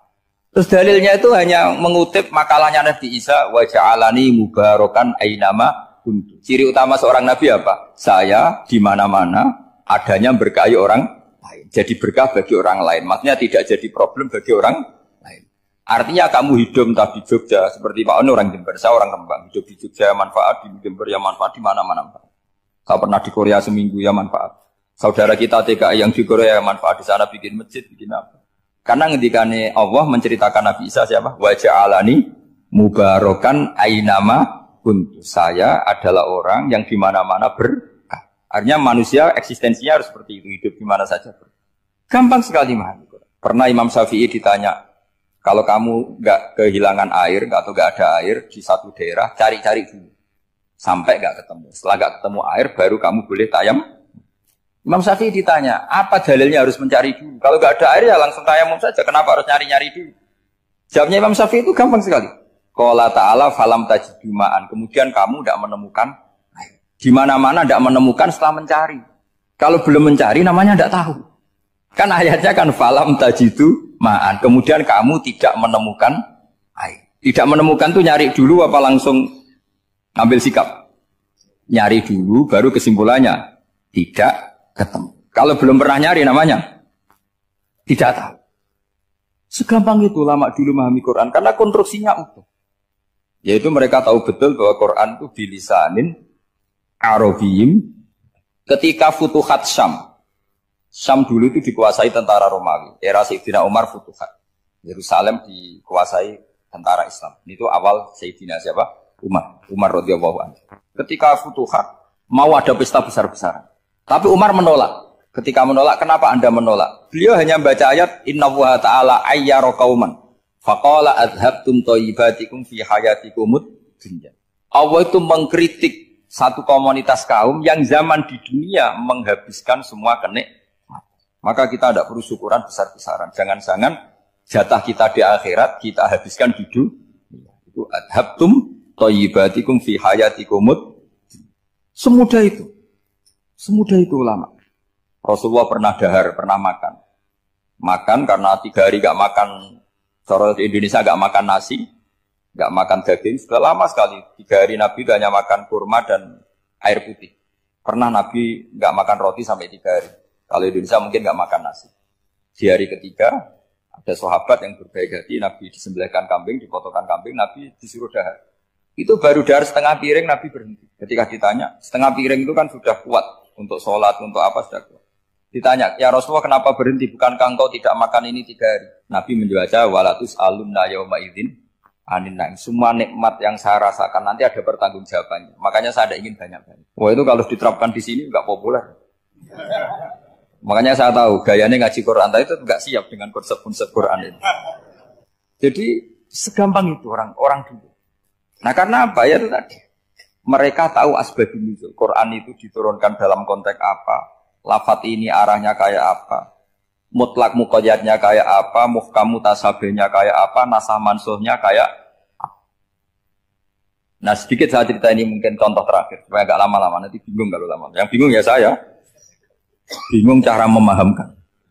Jadi kalau guru itu kan bingung cara memahamkan. Kalau murid bingung cara memahami. Gak tahu tingkat kebingungannya sama. Kalau guru itu bingung cara memahamkan. Kalau murid bingung cara. Jadi ini pertemuan 2 kelompok bingung. Yang satu bingung cara memahamkan. Yang satu bingung cara. Kalau orang ekstremis bingung cara merusak suasana. Itu gak benar itu. Ada loh. Rasulullah itu nabi. Itu paling pusing yang ngadepi orang-orang yang ekstrem. Karena apa? Cara berpikir itu lompatannya itu enggak tertib. Jadi nabi itu cara berpikir itu kecerdasan nubuah. Sementara orang ekstrem cara berpikir itu kecerdasan nafsu. Bukan kecerdasan manusia. Kalau manusia masih baik nafsu. Misalnya begini, kalau dalam tradisi nubuah itu. Saya dengan Pak Anu berteman lama. Mulai tahun 2000 berapa. Itu kalau Pak Anu bertamu ke saya, harusnya tidak usah tak kasih makan. Karena sudah dekat. Tapi kalau kenalan baru itu dikasih makan, disangoni. Jadi Nabi itu perilakunya agak unik. Akhirnya ada orang yang cara berpikir itu dangkal. Ya Rasulullah ini tidak fair. Yang iman lama tidak diservis, yang iman baru diservis. Cara berpikir Nabi begini. Orang Ansor itu kan sering memberi Nabi. Perjuangannya Nabi ditopang orang apa? Ansor. Donatur lah, kira-kira orang Ansor itu donatur. Donatur itu keren. Karena donatur itu artinya al-yadul ulya khairum al-yadis. Sehingga ketika Nabi sudah menguasai negara, menguasai Mekah, Medina, sudah futuhan. Itu orang Ansor tetap nggak diservis. Yang diservis Nabi itu orang-orang baru masuk Islam, disebut wal mu'allafati qulubuhum atau Islam mu'allaf. Ada 1-2 orang yang protes, tentu yang nggak pinter. Tukang protes pasti tidak pinter. Wong iskal-iskalnya sendiri, otaknya nggak sampai-sampainya sendiri, orang lain disuruh jawab. Makanya di sini tidak ada tanya jawab. Nanti iskal-iskal kamu sendiri, bingung-bingung kamu sendiri, saya disuruh jawab. Berarti Gus Pak nggak mau ditanya, ya memang nggak mau karena tadi jawab sendiri aja, nanti pinter sendiri, kapan-kapan pinter sendiri. Akhirnya tanya begini, cara tanya gini, ya Rasulullah, ini nggak fair. Orang sudah Islam lama setelah negara terbuka milik Anda, setelah kita menang, setelah kita menguasai negara, tidak kamu servis. Sementara yang baru Islam kamu, Nabi itu bertanya senyum-senyum, rileks saja. Lama-lama tambah ekstrim pertanyaan. Kata Umar, ya Rasulullah saya beri izin untuk membunuh orang ini. Umar itu pikirannya karena mangkel Nabi. Nabi jangan. Kalau kamu bunuh, nanti apa kata orang banyak? Inna Muhammad dan yaktulu ashabah. Dikira Muhammad membunuh sahabatnya sendiri. Nabi masih mendengar. Komplainnya masih dengar. Lama-lama Nabi memberi penjelasan. Kamu ini orang Ansor. Kamu biasa memberi saya, memberi dana perjuangan. Memberi itu hebat. Saya tidak ingin menurunkan grade Anda, grade sebagai pemberi, berarti kelasnya elit, sekarang menjadi penerima. Itu tidak bagus. Itu betapa Rasul ini namanya kecerdasan nubuah. Kalau orang biasa memberi, biar memberi saja. Supaya dia tetap heroik, tetap patriotik, tetap keren, karena mentalnya pemberi. Jangan sampai dari mental memberi, kemudian mentalnya peminta. Jadi kalau Pak On jadi tim suksesnya Pak Jokowi, dia tidak minta-minta. Kalau dulu kampanye, ya kampanye saja. Biar memberi terus gak pernah minta, meskipun akhirnya ya gelong. Tapi Nabi dulu tidak gitu. Jadi orang Ansor itu gak pernah diservis. Padahal jasanya kayak gitu. Supaya kelasnya tetap kelas elit, yaitu pemberi penanggung jawab. Nabi gak ingin orang Ansor turun grade menjadi penerima. Orang-orang yang cerdas nubuah menerima konsep Nabi seperti itu. Lo tanya sama Pak On, saya dadani terjemahan UI itu puluhan tahun sama Pak Jun. Itu beliau ke kontrakan saya ke rumah beliau. Tidak pernah berharap apa. Saya sangat tertutup. Bukan apa-apa ya, kalau ingin memberi saja. Kontribusi saya pada Al-Quran. Saya tidak kepikiran mendapat. Supaya heroik. Tapi orang-orang yang cerdas amatir tadi, ini gak fair. Wong yang memberi lama kok dapat servis sedih. Nah, sekarang itu problem zaman akhir sudah mulai seperti itu. Nah, orang ini namanya Dzul Khuwaisirah. Ini yang nanti punya anak turun Khawarij. Khawarij itu orang yang ibadahnya hebat, tapi cara berpikir tentang nubuah salah. Kalau orang lagi Khawarij itu orang yang ibadahnya hebat, tapi cara berpikir nubuah salah. Nubuah itu unik. Nubuah itu cara berpikir tadi. Apa ya? Melihat sesuatu yang benar biar benar terus. Yaitu tadi, mental memberi itu ya biar memberi terus, tidak usah di-share. Maka ketika Abu Bakar jadi Khalifatul Rasulillah, itu ada sistem kepegawaian. Itu gajinya Umar yang sudah Islam lama, gajinya Abu Bakar yang sudah Islam lama. Itu sama Abu Sufyan sama, padahal Islamnya Abu Sufyan baru setelah Fatih Mekah, kira-kira baru setahun. Terus diprotes sama orang-orang, ini Islam lama kok gajinya sama Islam yang baru setahun kok sama. Kata Abu Bakar, fadailuhum indallah, mereka punya kelebihan Islam lama itu indallah, nanti balasannya biar surga. Kalau di dunia sesuai profesinya. Artinya profesi kalau penjaga kantor ya berapa, kalau dosen berapa, pokoknya ya sudah. Dan itu diterima oleh sahabat, semuanya nerima konsep itu. Era Umar agak dibalik. Abu Sufyan kira-kira gajinya 1 juta, yang lainnya yang menangi Nabi mulai awal gajinya 10 juta. Ditanya, ya Umar, kenapa ini jadi rubah seperti kebijakan Abu Bakar, tidak seperti Abu Bakar? Jawabnya Umar lucu. Fawwah la usawwi baina man qatala Rasulullah wa baina man qatala ma'a Rasulillah. Demi Allah saya tidak akan pernah menyamakan orang yang dulu merangi Rasulullah yaitu Abu Sufyan dengan orang sing selawase dari Rasulullah yaitu Sayyidina Ali dan sebagainya. Ini penting. Artinya ketika gajinya orang saya seperti Ali radhiyallahu anhu itu tinggi itu bukan karena lamanya Islam, tapi karena lamanya iman. Jadi mulai dulu ijtihad itu ada dan dulu dia biasa saja. Karena tadi ada kecerdasan nubuah. Saya ulang lagi, ada kecerdasan apa? Sekarang itu kecerdasan tomak atau kecerdasan nafsu. Itu kalau sampai ngaji kitab tasawuf, itu bab bakhil itu tidak ada. Menurut kitab tasawuf, medit itu tidak ada, kikir itu tidak ada. Yang ada itu tomak. Tomak itu berharap dikasih orang lain. Sampai pernah nggak bilang kalau artis-artis di Jakarta kikir? Tidak pernah kan? Karena kamu tidak pernah ingin diberi. Tapi kalau kamu punya pacar karena kenal tidak pernah ditraktir, oh pacar saya kikir. Karena kamu ingin diberi. Pernah nggak kamu hukumi orang lain kikir yang nggak kenal? Padahal tidak pernah memberi kamu. Apa kak? Karena kamu tidak pernah ini. Coba sekarang kamu saya tanya, ini latihan cerdas. Definisi kikir itu apa coba? Nggak pernah memberi kamu kan? Artis-artis Jakarta, tokoh-tokoh nasional pernah nggak memberi kamu? Enggak kan? Tapi tidak pernah kamu vonis kikir. Karena kamu tidak pernah tomak. Tapi pacar kamu, kok amin ditraktir terus? Atau istri kamu, atau mertua kamu, kok tidak ngasih warisan, kamu bilang kikir kan? Sebabnya kikir betul apa karena kamu tomak, berharap? Tomak. Maka di kitab tasawuf itu nggak ada bab kikir, yang ada bab tomak. Karena asal usul menvonis orang kikir itu karena tamak. Maka jangan banyak kenal orang, nanti banyak hukum kamu kan. Sombong juga gitu, di tasawuf itu nggak ada bab sombong. Karena orang hukumi orang lain sombong itu karena kamu ingin dihormati. Ada orang nggak kenal, terus lewat saja nggak tanya kamu bilang sombong enggak kan? Tapi kalau kenal, oh sombong betul, kenal nggak tanya kan gitu. Jadi tasawuf itu sisi unik dari terus ingin kenal Pak Jokowi ingin jadi menterinya, nanti kenal rektor ingin jadi pegawainya. Ketika nggak diturutin, bilang Pak Rektor kikir. Tapi orang lain ya kak pernah berharap, mungkin nggak menvonis Pak Rektor atau Pak On ini kikir, enggak kan? Berarti vonis kikir itu status orang itu apa nggak kesampaian niat kamu? Memang agak jelimet ilmu tasawuf itu, tapi itu unik, itu bagian dari khazanah apa? Islam. Makanya Rasulullah itu sering isti'adah minta perlindungan wa min toma'in fi ghairi matma'in. Ya Allah, saya tidak ingin berkeinginan yang tidak layak. Coba kamu protes negara itu karena apa? Ingin makmur sejahtera tanpa kerja, sehingga nyalakan menteri keuangan, menteri ini. Makanya kalau guyonannya ulama tasawuf gini, tak beri bocoran. Guyonannya orang tasawuf. Begini guyonannya. Anta lam tajid min nafsika kullama turid. Fa kaifa turidu min ghairika kullama turid. Kamu yang punya keinginan saja tidak bisa memenuhi apa yang kamu inginkan. Kenapa keinginan itu kamu timpakan ke orang lain untuk memenuhi kamu? Wong kamu yang punya keinginan saja tidak bisa mewujudkan. Kenapa keinginan Anda kamu timpakan, bebankan orang lain untuk memenuhi keinginan Anda? Misalnya kamu, Gus saya ini goblok, tolong pinterkan. Wong kamu yang ini saja tidak bisa. Kok menyuruh saya? Jadi kalau tiap tasawuf itu unik. Seperti kamu mencintai istri tulen, itu ingin kan dicintai istri tulen. Kamu sendiri kan nggak bisa cinta tulen, masih pelengahan sana sini. Kamu pacaran, ingin pacar kamu setia. Ternyata kamu bikin sekian alternatif. Kalau putus ini punya ini, putus ini. Tapi kamu ingin ini setia, kan nggak fair. Makanya guyonnya orang tasawuf itu, anta lam tajid min nafsika kullama turid, fa kaifa turidu min ghairika kullama turid. Gampang tuh apalane, pokoknya ratrit gitu aja gampang. Jadi kamu yang punya keinginan saja tidak bisa memenuhi. Kok orang lain disuruh memenuhi. Sehingga orang tasawuf itu malu betul. Misalnya saya kok ingin Pak On takdim sama saya itu kurang penggawean. Kalau saya ingin ditakdimi saya menakdimi diri saya sendiri. Makanya berbahagialah orang yang ngilu terus saya ganteng sendiri ya Allah. Saya kaya sendiri. Menunggu orang lain bilang kamu kaya itu repot. Menunggu orang lain bilang kamu hebat itu, ya sudah bilang aja ya Allah saya hebat, ya Allah saya ganteng, ya Allah saya cantik.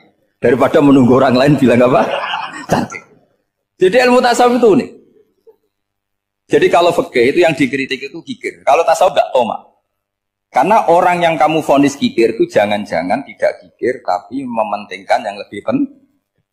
Misalnya ada teman yang tidak pernah nakdir kamu, ternyata punya ibu sakit, uangnya dianggarkan untuk ibunya yang sakit, atau anaknya sekolah, atau keluarganya masih butuh dia, ya, sehingga sama teman dia kikir. Hakikatnya kikir apa mementingkan yang penting? Tapi kamu karena gak pernah ditakdir menvonis kikir. Nah, ini pelajaran. Jadi makanya yang diantaini ilmu tasawuf itu tomak, tamak. Jadi kalau dalam bahasa Indonesia bukan kikir. Karena vonis kikir itu akan disematkan orang yang tidak kesampaian hajatnya. Makanya bapak saya itu, keluarga kiai itu ajarannya itu. Yang penting jangan berharap dari orang lain. Ini Pak On saksinya, saya dulu benahin terjemah itu nggak pernah ingin diperlakukan seperti ini. Ya ngaji aja. Karena pikirannya keluarga kiai itu sederhana. Kalau ngamal ya ngamal saja. Ngamal itu heroik. Makanya buyut-buyut kita semua ini kan pahlawan semua. Membela negara Indonesia jadi merdeka. Ya nggak pernah kebayang jadi presiden, menteri.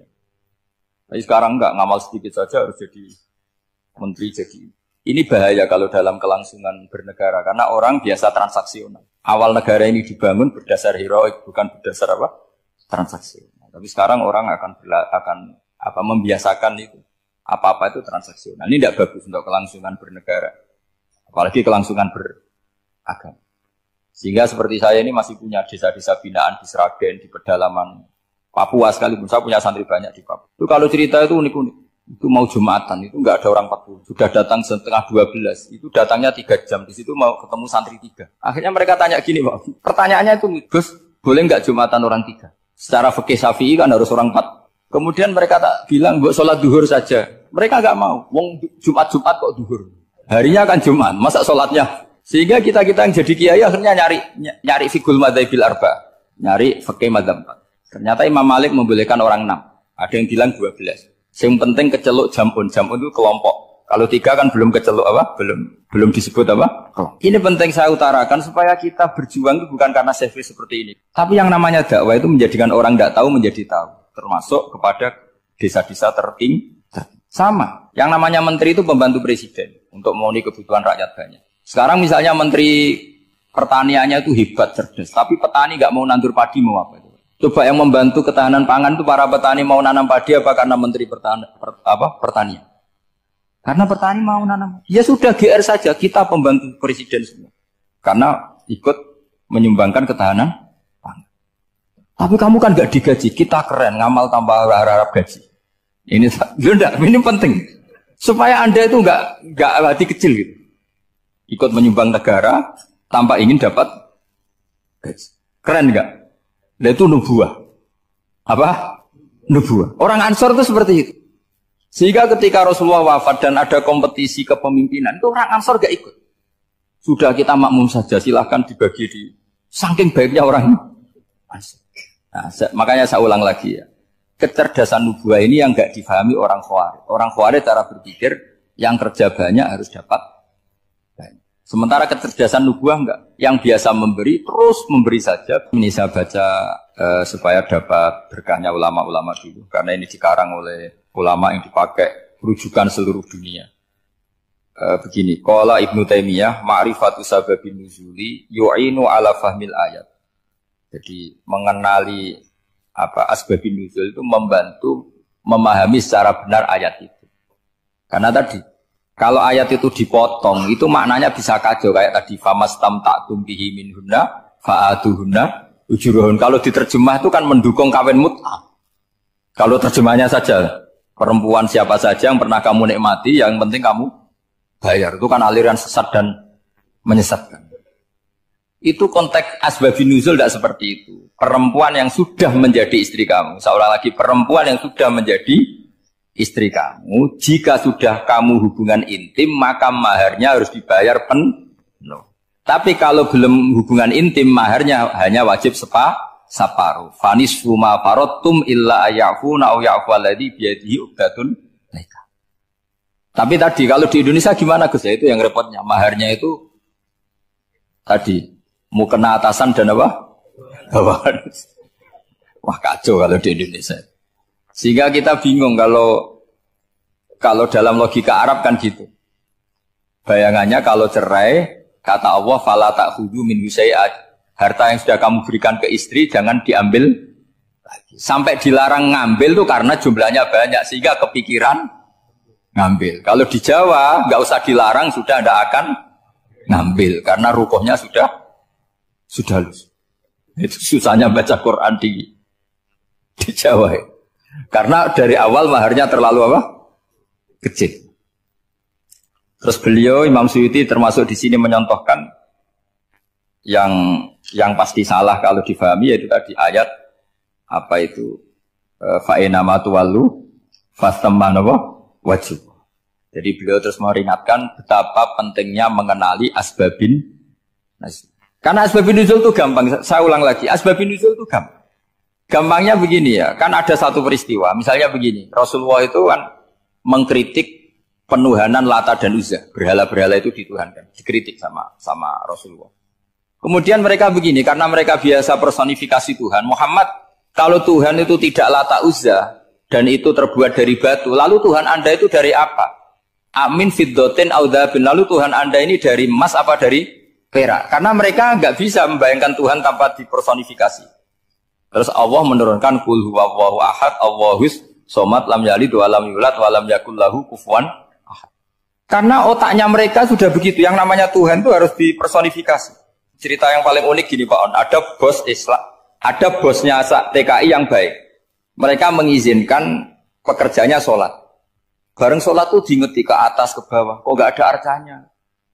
Sehingga setelah sholat dibilang, apa saya berikan berhala sekalipun? Karena nggak kebayang ada orang sholat kok tanpa berhala, tanpa Tuhan. Yang kamu sembah itu mana? Kok nggak ada? Apa tak belikan? Jadi unik.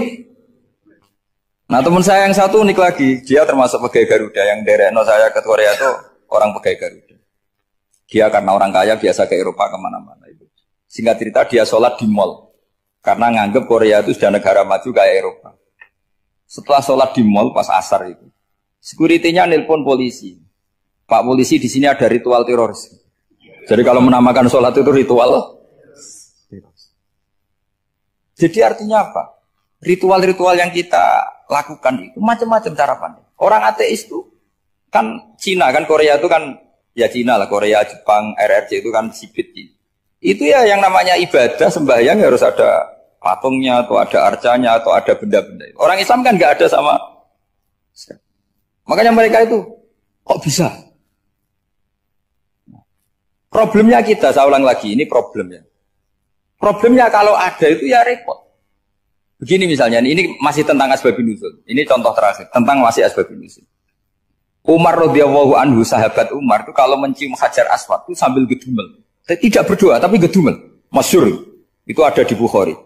Alim tu annaka hajarun la tadurru wa la tanfa. Walau la anni ra'aitu Rasulullah qabbalaka ma qabbaltuka. Saya tahu loh. Nyium Hajar Aswad dicium, tapi sambil gedumel. Saya tahu loh, kamu hanya batu, gak mandoroti, gak manfaati. Kamu jangan GR, saya cium itu jangan GR.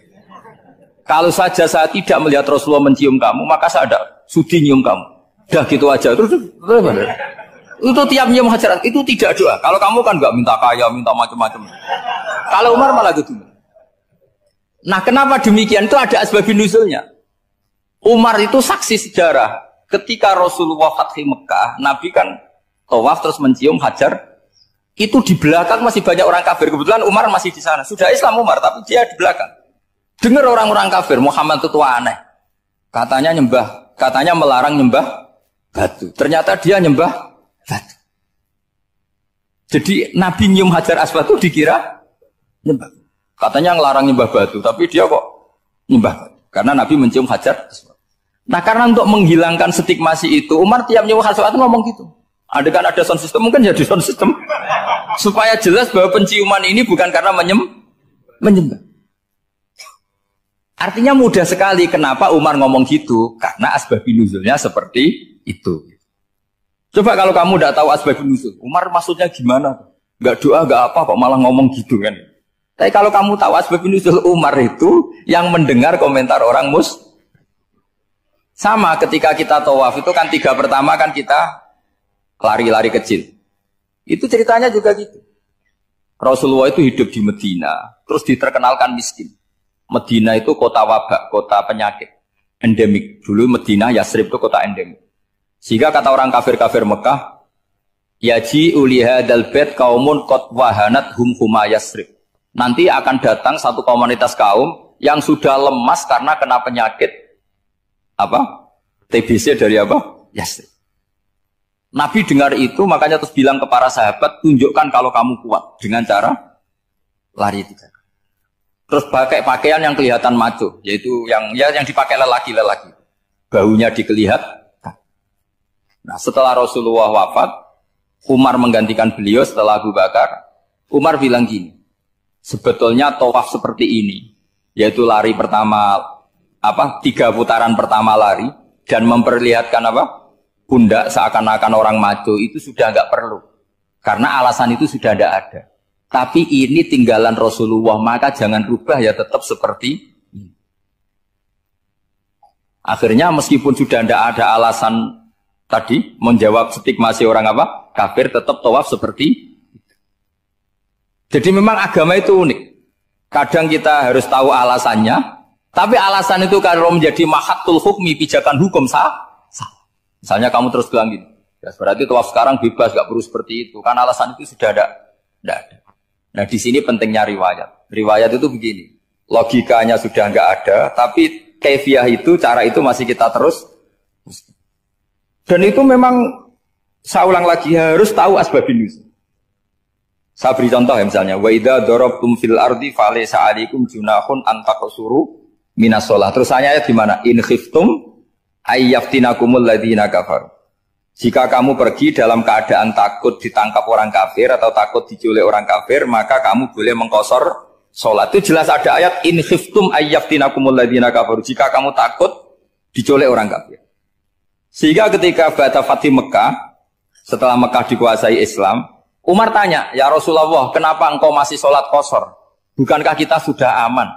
Waqad qala ta'ala in khiftum ayyaftinakumul ladzina kafaru, Allah ngendikan boleh mengqasar itu kalau dalam kondisi takut. Waqad kunna fi amrin, sekarang kita sudah aman. Jawabannya Rasulullah itu unik. Ya Umar, hadhihi shadaqatun faqbalu shadaqah. Ini sedekahnya Allah, bonus, sudah terima aja, enggak usah catatan-catatan gitu. Sehingga era Umar ya ada lagi yang tanya Umar begitu.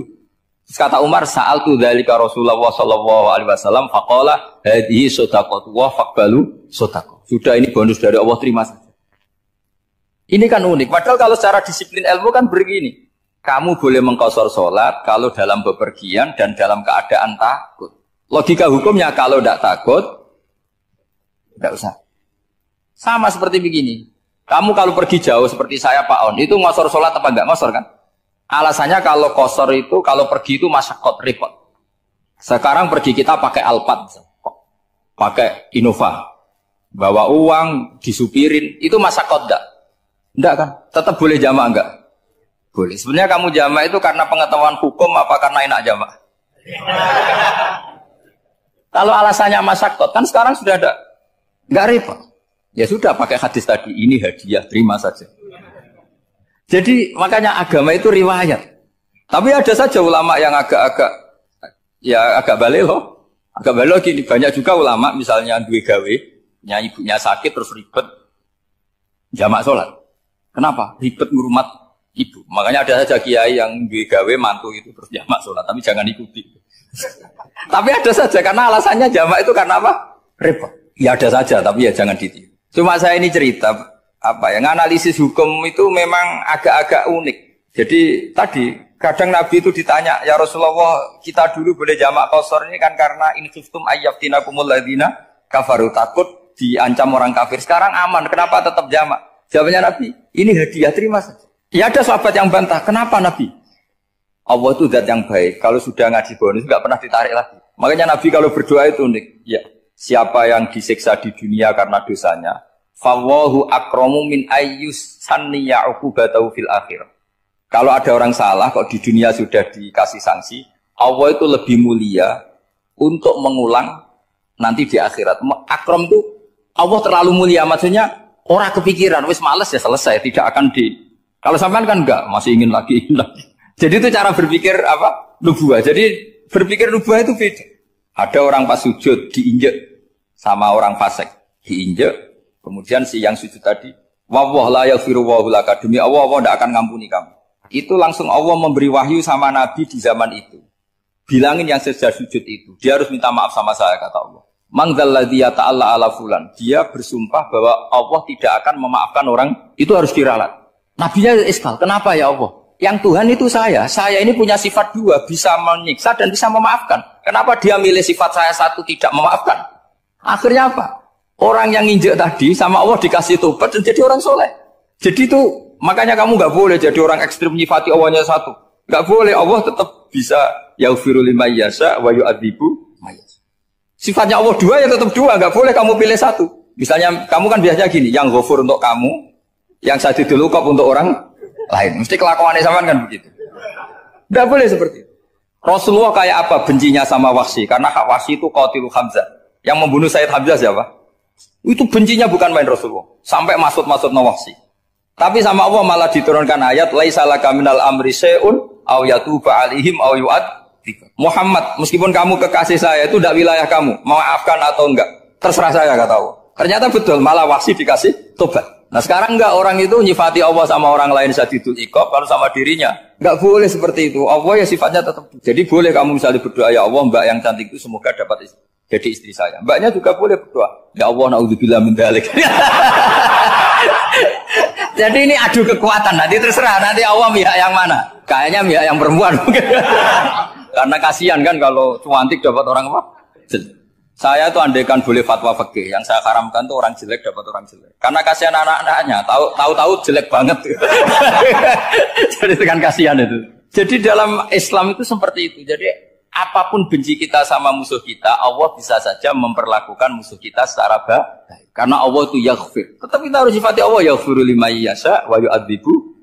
Jangan karena kita benci seseorang seakan-akan Allah sama dia pasti menyek. Itu yang dicontohkan Allah kepada Rasulnya, itu beliau tidak cocok sama Wahsy, malah Wahsy dikasih petunjuk. Makanya terus ada ayat apa? Laisa laka minal amri syai'un aw yatuba alaihim aw yu'adzib. Muhammad, tidak wilayah kamu, saya menentukan mengadab atau mengam. Makanya rata-rata kiai ulama itu halim. Orang halim itu rileks. Layinal janib, tidak gampang menvonis orang lain. Biar Allah tetap dengan sifatnya yaf'alu ma yasha, bahwa Allah bisa melakukan apa saja. Soal kamu benci sama seorang, benci saja atas nama kamu. Jangan nyatut-nyatut Allah. Misalnya kamu cinta seseorang, wah ini yang calon presiden ini harus jadi presiden. Ternyata Allah menghendaki jadi menteri, mau apa? Ya Allah yaf'alu ma yasha, mau apa coba? Yang kiai atau Pak On, DPAI, pantasnya kan Menteri Agama itu Pak On. Tapi kalau Pak yang takdir gitu mau apa? Ya sudah, Allah ya falu. Santai. Itu rileksnya ahlul ilmi, ya sudah santai saja. Ini negaranya Allah, ini kerajaan Allah, ini buminya Allah, ya Allah biarin ya falu. Mas, jadi Tuhan Allah kamu yang repot. Jadi Tuhan itu Allah kamu yang repot. Ya Allah biar tetap ya falu. Mayasa Allah boleh yaghfiru liman yasha wa yu'adzibu mayasa. Alhamdulillah utawi sakabehane puji kulillahi kagungane Allah ala silatihi ing atase peparing Allah. Jadi sing pertama maca napa silah napa ala silatihi ing atase peparing Allah. Mulane diarani silaturahim penyambung rahim. Manan nyambung rahim iku nek iso yo ngekeki.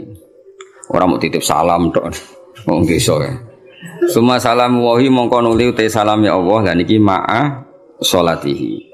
Ya, jadi yang pertama silah pemberian atau peparing, yang kedua apa? Salat. Ala nabi yang ngatasi nabi ja kang rawuh sapa nabi bitauhid lawan beto tauhid. Waqat arolan teman-teman dadi udo. Aro uryanan udo apa dinu agama udo anit tauhid saking tauhid. Jadi maksudnya ketika nabi rawuh semua yang mengatasnamakan sebagai agama niku pun terlepas saking napa tauhid. Jadi napa waqat arad dinu anit tauhid, dadi kepada Nabi Muhammad yang datang membenahi tauhid yang sesungguhnya saat itu agama-agama yang lain meskipun mengatasnamakan agama tapi sudah telanjang atau terkosongkan dari apa? Jadi resikone tauhid iku luwih apik timbang nuruti rasa. Mulane kula bolak-balik fatwa, bolak-balik matur. Agama ora iso dikawal mek khusyuk. Khusyuk itu kadang-kadang malah ngrusak agama. Senajan to barang apik napa? Kudu nomor 1 ku ilmu napa? Ilmu. Kok khusyuk itu nomor 2. Misalnya contoh gampang ini. Perasaane wong khusyuk. Mulane kula seneng sampean ra khusyuk. Senajan to aku yo ngerti ra krana ilmu, pokoke seneng. Mesti watak no. Watak ya turunan macam-macam. Agama nak digawa wong khusyuk, iku mesti perasaane ngene. Nak apik iku minallah, nak elek iku minasyaiton. Ya tak baleni ya, nak apik iku minallah, nak elek iku minasyaiton. Karena gak siap, saya ulang lagi ya, gak siap menisbatkan elek pada Allah. Tapi teori wong khusyuk ngene iki ku lali, berarti hunaka di sana agamane Allah iki di alam raya ini ana saltonah, ana kekuasaan di luar Allah iku ora mikir.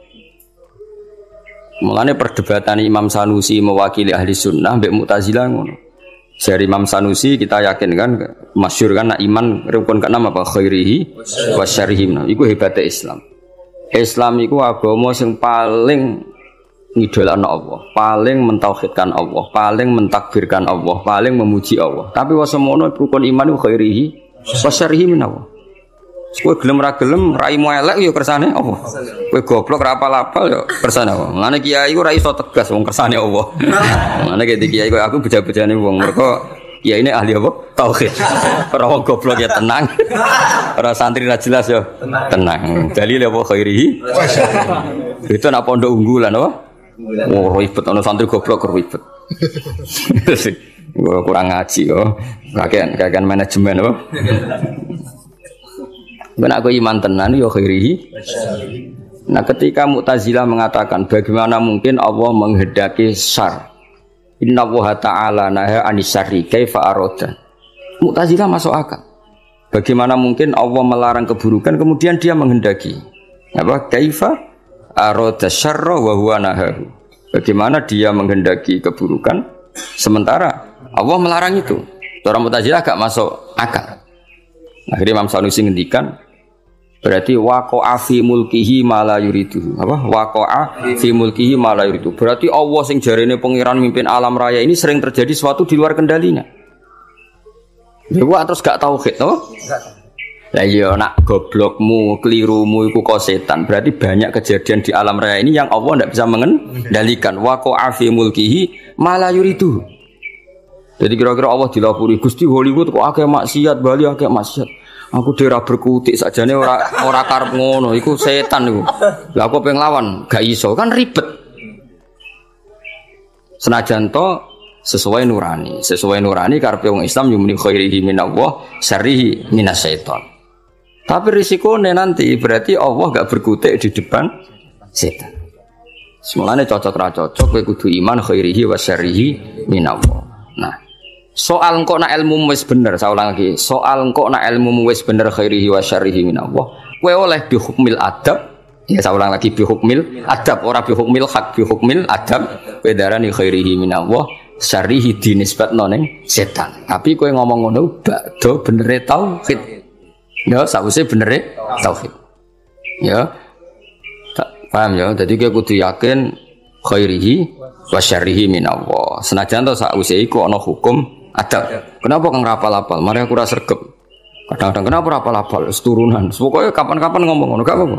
Senajan to ning atimu wis ditulis ning kodok kotor. Paham ya? Khairihi wa syarrihi minallah. Ya eling-eling. Jadi umpama agama dikawal mek khusyuk mesti darani khairihi minallah syarrihi minasyaiton. Resikone tadi waqa'a fi mulkihi ma la yuridu. Jadi gampangane pangeran ning gone Mekah sapa Allah, ning gone Madinah Allah, ning Hollywood ora Allah wong gak di kekuasaan ning kono. Kan ngeri. Ada kerajaannya Allah kemudian penguasanya setan dan yang menentukan perilakunya setan. Lha iku ra tauhid. Ngomong ngono iku jenenge gak. Lha iku mirip faham-faham Persia. Ya ana Tuhan Yazdan, Tuhan apa Ahroman. Ada Tuhan gelap, ada Tuhan sinar. Nah, di akhirnya jadi sanawiyah orang yang berpaham dua mirip filsafat Yunani dhisik, ada Tuhan apa nur, ada Tuhan kegelap.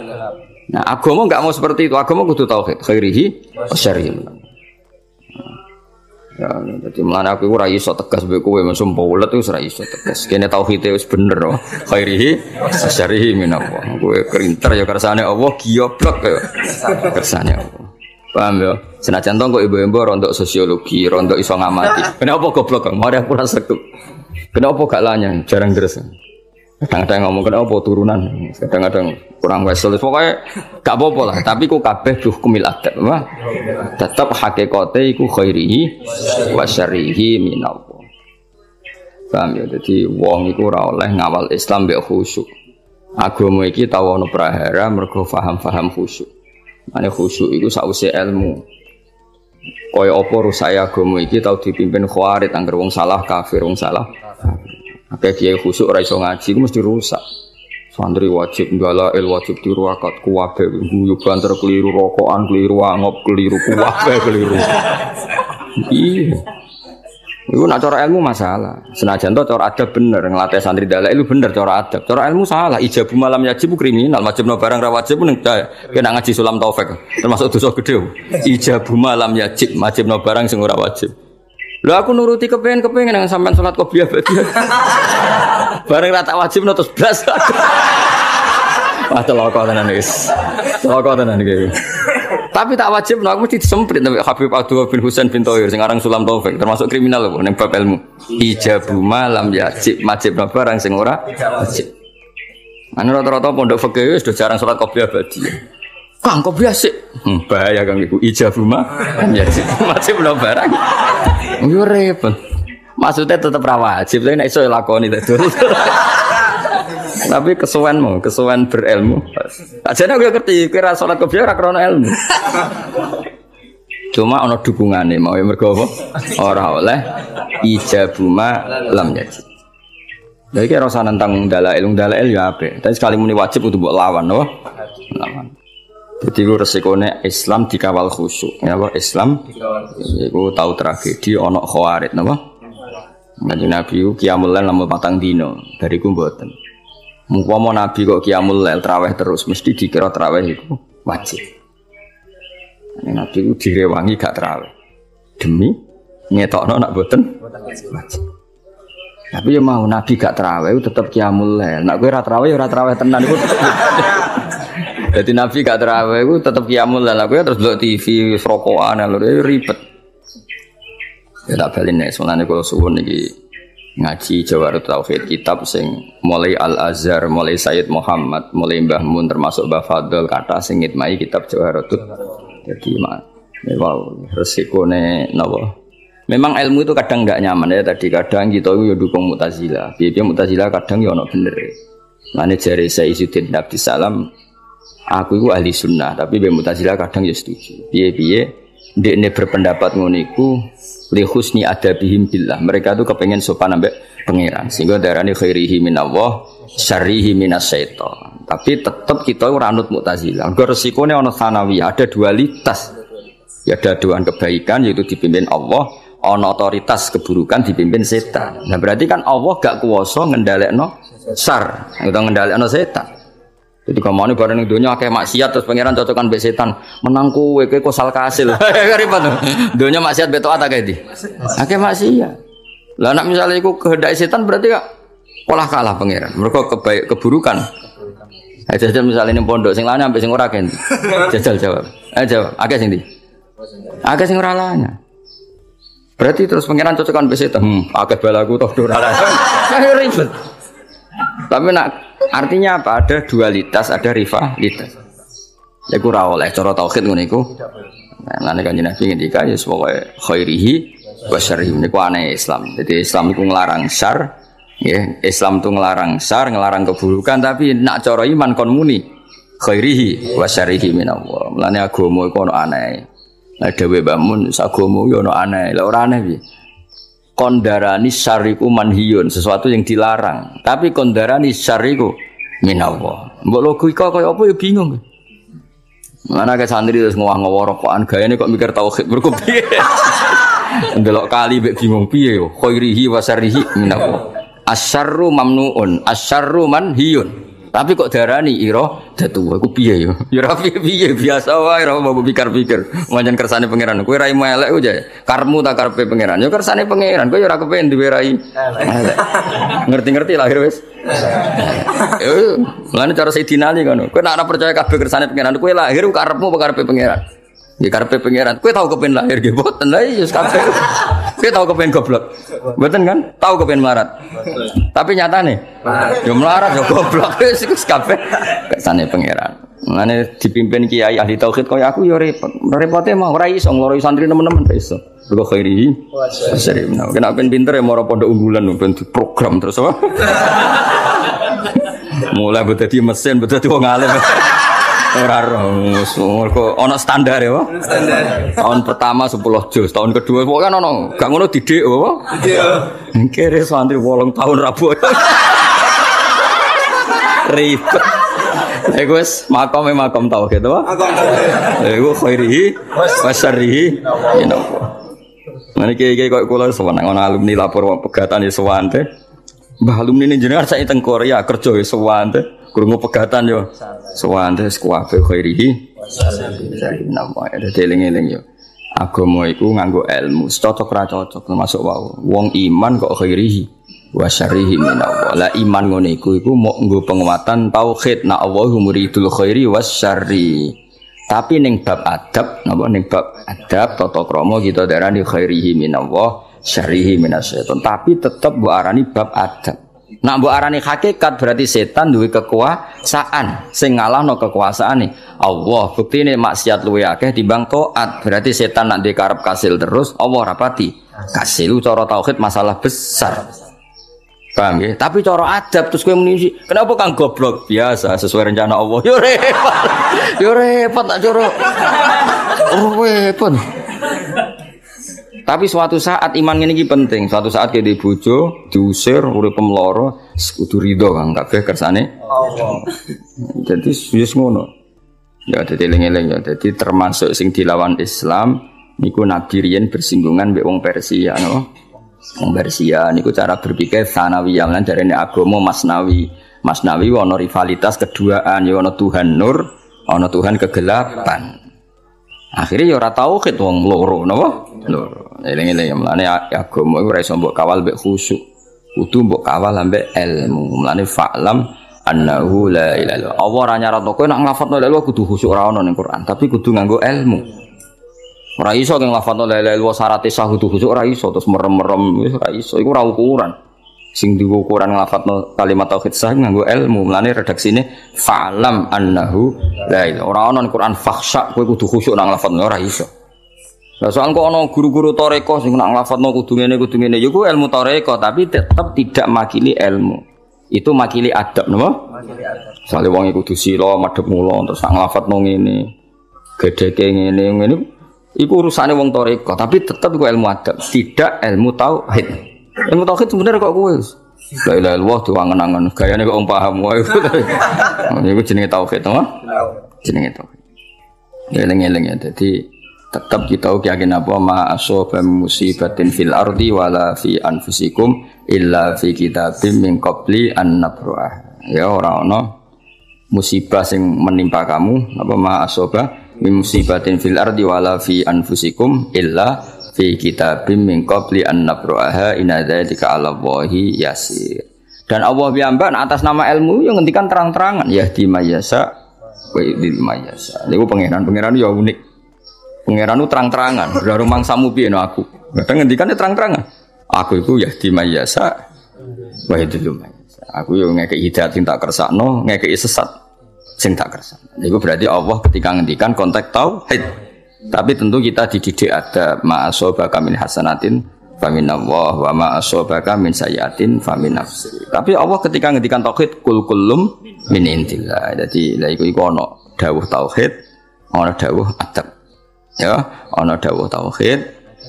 Lah kowe masalah goblokmu yang ngono kadang bertauhid khairihi wa syarrihi min Allah, kadang yang nganggo adab. Kenapa kang goblok? Mari aku jarang mutolaah. Ngono gayane soe nganggo adab. Paham kita ini nganggo adab keselan yo kabeh kersane pengiran. Ora repot to kabeh kersane pengiran. Nah aku pinter berarti ra sesuai catatan Allah Mahfud. Wis ditulis Allah Mahfud goblok kok aku pinter.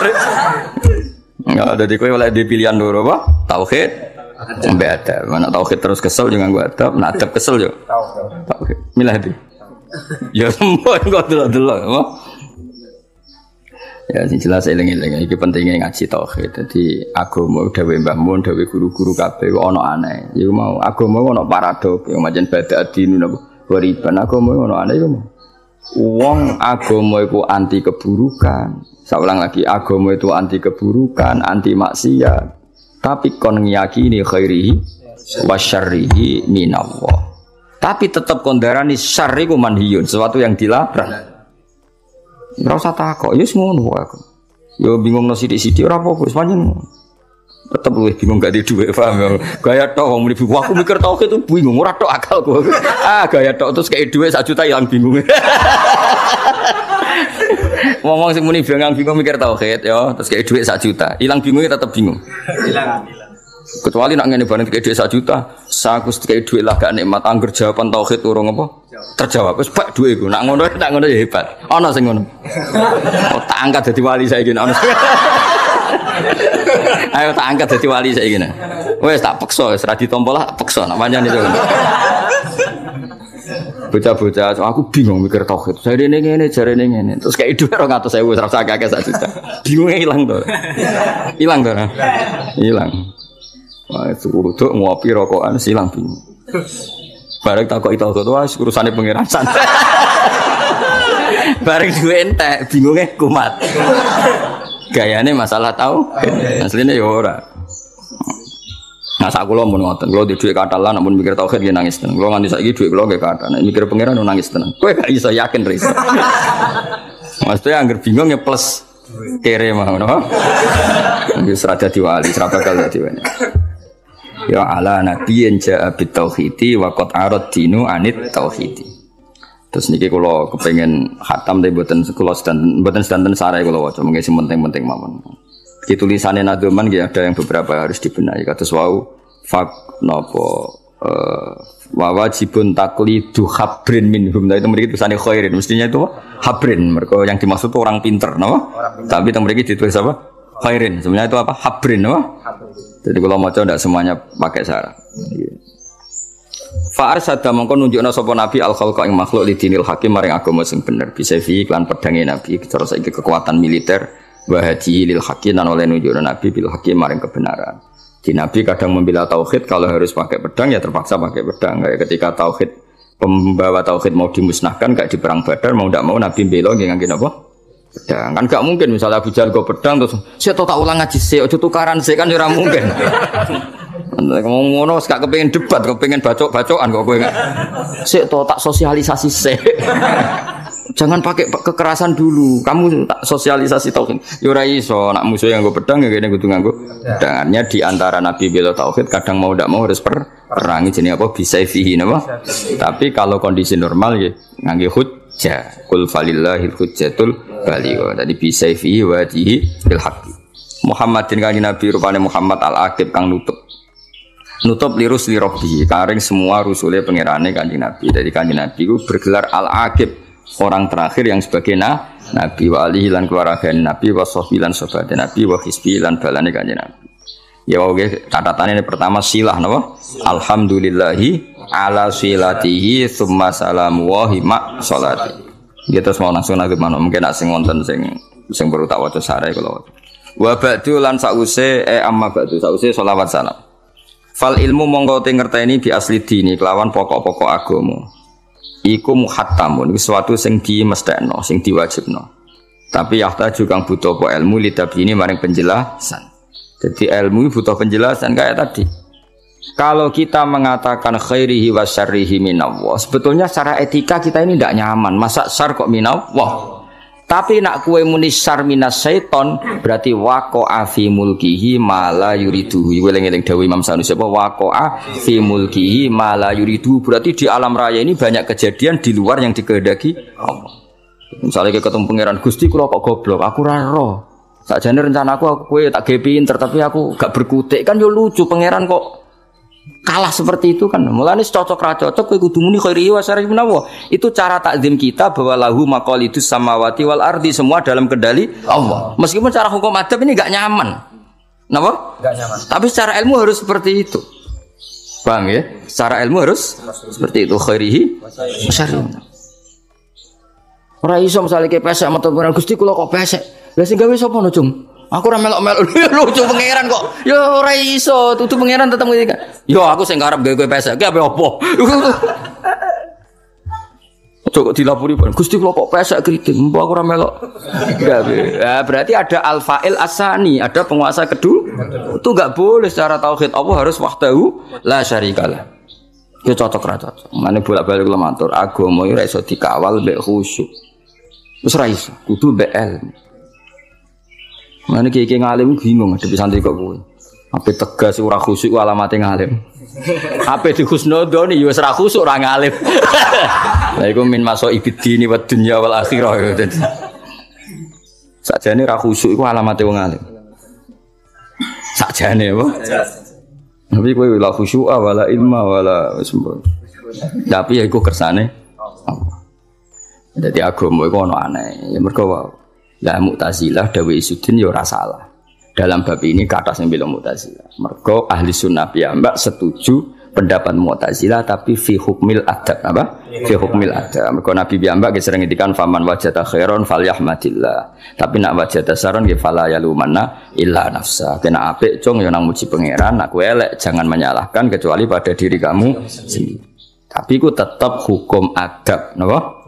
Nak hukum ilmu ya tetap kan Nabi Muhammad yang mengajarkan kita ketika ditanya Jibril iman itu apa termasuk wa antuk minar apa bil qadar yaitu khairihi wa syarrihi minallah napa khairihi wa syarrihi minallah ya sudah seperti itu cocok ra cocok lakin minat tabligh itu jenis yahtaju litabyin setelah khairihi wa syarrihi minallah kita butuh penjelasan cara menjelaskannya gimana kalau syarriku min ghairillah berarti waqa'a fi mulkihi ma la yuridu ini apa waqa'a fi mulkihi ma la yuridu lakin minat tatwili tapi ini saking dawakno kala dadi repot apa himamu pira-pira himmah pira-pira kualitas mental himmah cita-cita sing kuat tapi aku nak ngarang dawa-dawa kowe ora ngara iso maksudnya tak karang ringkes mergo ribet nak kepanjangan pendek ora apa lho meneh apa dawa meneh panjang fasara mengko dadi zaman Syekh Bajuri Syekh Ibrahim Al-Laqani ku sampai ngarang kitab dawa-dawa iku sok paling santriku gak peduli jadi wis dhisik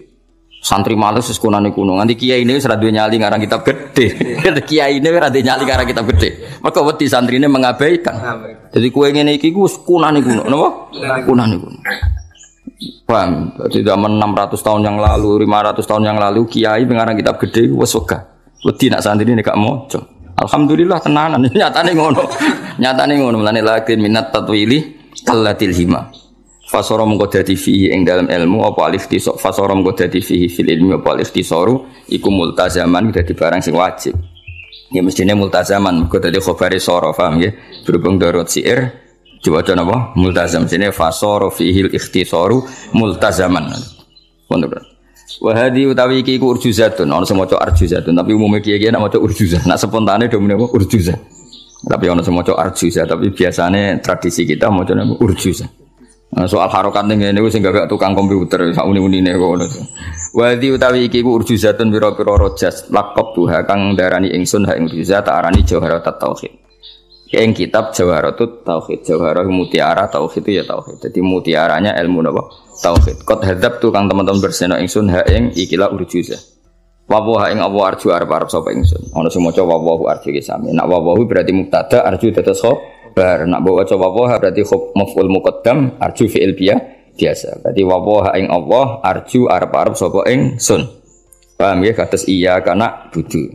Khabar muqaddam apa jenenge maf'ul muqaddam tapi nak bawa coba wahu te Allah iku arju arep ingsun aihu ing Allah fil qabuli ing dalam nampa nafi antur dat sumaringi manfaat ya kelan urjuza muridan tur wong aku iku wong sing arepno fit sawab ing dalam ganjaran tomi antur ingkang toma ingkang arep sekamane saya berharap Allah memberi manfaat kitab ini saya sendiri hanya berharap muridan fit sawabi tomi aku arep diparingi ganjaran Allah Subhanahu wa taala.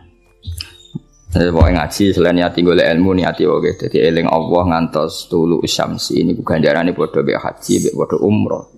Jadi ya eling pangeran ahlul ilmu ya ngaji, napa? Ngaji. Anak ahli tafakkur ya mau ngopi, koyo mikir iki sing eling pangeran ya gaya lah napa? Wis pokoke penting eling pangeran nganti tulu syamsi. Sak penting wis pokoke ngaji semono mbok paham ora kenapa ngaji eling pangeran kang nganti tulu syamsi. Eling ngopo jebule goblok ku ya kersane pangeran kang. Alhamdulillah kang sesuai rencana ning Allah Mahfud. Ya sesuai rencana ning Allah. Mergo gak oleh wong gak sesuai rencana gak oleh misalnya pangeran aku kepengin zat alim. Jebule gak kasil ngalim. Terus pangeran ketika ditanya, "Lah kok ora kasil ngalim Gusti? Ada kekuatan di luar saya." Ya kan ya elek pangeran kok kalah. Tetap kita muni ngono iku mergo secara ilmu kudu apa iku kuat. Carane piye kita yakin khairihi wa syarrihi. Namo. Dadi kowe goblok iki ditulis pangeran. Pesa yo ditulis pangeran, mang rencanane digawe pesa. Pesa keriting rapi terlambat ditulis ngono. Terus catatan selalu disio-sio ditulis. Nah kok ditulis 6 tahun mapan, 1 tahun mati. Jadi ya wis akhire ning donya ku lara mulai lahir pas mapan mati. Ya ngono. Tulisane ngono. Ora oleh terjadi selain itu. Ora oleh terus Allah merencanakan kebaikan kemudian nyatane kuwi elek. Bareng Allah ditakoki, "Oh itu di luar kendali saya." Berarti la qudrata lahu, berarti Allah enggak punya kekuasaan. Enggak boleh kita harus khairihi wa syarrihi minam. Lha iku jenenge ilmu. Napa? Jadi ilmu itu senajan to sawangane uraan, wa khairi wa syarri menawa kesane kan uraan. Mergo nisbatus syarri ila Allah, kesane kan enggak sopan. Wong syar kok dinisbatno ning Allah. Kesannya kan enggak sopan. Tapi setelah dijelaskan secara ilmiah justru itu yang sopan dan dengan cara itu kita darani Allah ala kulli syai'in qadir dan alam raya ini semuanya dalam kendalinya Allah Subhanahu wa taala. Yaiku khairihi wa syarrihi minallah. Jadi justru kita ngomong seperti itu yang sopan. Mergo apa? Sesuai kudrah yang tidak terbatas. Tapi kena darani syar minas setan berarti Allah punya keterbatasan sehingga tidak bisa mengendalikan syar. Misalnya Allah betakoki Gusti corona sepundi aku mari ra melok gawe ya ora iso ngendhalekno. Ya lucu to pangeran kok muni ra iso. Kowe kudu semuanya minau. Pamung sumpek kena corona ya akeh, sumpek corona melarat ya akeh. Wong sumpek wis biasa, kowe tenang ae. Mulane kena apa masyarakat ana corona tenang, ora corona nglawan negara, wis nggone sumpek. Ono corona ya sumpek, kredit terlambat ya sumpek, ra duwe dhuwit ya sumpek, utang jatuh tempo ya sumpek. Karena sekulino sumpek terus mbek imun apa? Oh, bal wis ono berita penyumpekan wis sewante wae. Wong sesuk bayar kredit esuk isuk ngopi sewante isuk melepuk apa? Biasa sewante. Dan masyarakat santai ora kok krana gak ngindahkan negara anjen wis biasa mek barang sing nyumpekno yo. Biasa. Zaman dijajah Belanda, wong Jawa anak akeh-akeh. Tenang soal Belanda jajah, penjajah tetap anak tetap akeh. Terus wong Indonesia luar biasa, bisa ngelola kesumpekan, no? Bisa ngelola apa? Kesumpekan. Itu buyut-buyutmu itu, wong awam-awam bojone akeh-akeh. Padahal zaman Belanda, kok kobere wong padahal dijajah. Oh dijajah kok kober wayo. Wong awam-awam.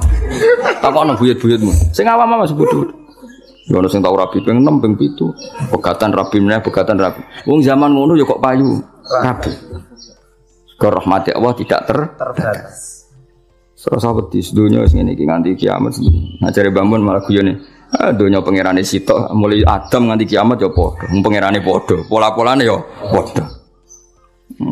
Jadi ya paham eling-eling ya. Dadi kabeh nganggo ilmu napa? Fakul man mengko tis kabehane wong kulifa kang den mukallafna sapa mansaran iku wajib ali ngatasi menapa ya arifah. Ya alif ngaten iki teng ilmu jeneng ilmu alif lil itlaq apa? Alif lil itlaq, alif go ngelepas swara. Hakikate kan tanpa alif mergo wajib fi'il madhi sing mufrad mudzakkar, paham ya? Umpama ora nadzuman mboten usah napa? Alif. Maksudnya alif di sini bukan alif tasniyah, napa? Lil itlaq, eling napa? Itlaq kados alif tengene Quran sing go tambah-tambahan kan kata. Mestinya enggak pakai alif, tapi karena lil itlaq dikasih alif kados napa sing terkenal itu kanas qawariro napa? Kanas qawariro min fiddatin qaddaruha taqdira. Mestinya kan kanat qawariro bila alif napa? Mergo iku sigat muntahal jumuh. Jadi kanat ana apa fiddah iku qawariro, paham ya? Tapi Qur'ane kita ditulis pakai alif. Mulane nak waqaf kanas qawariro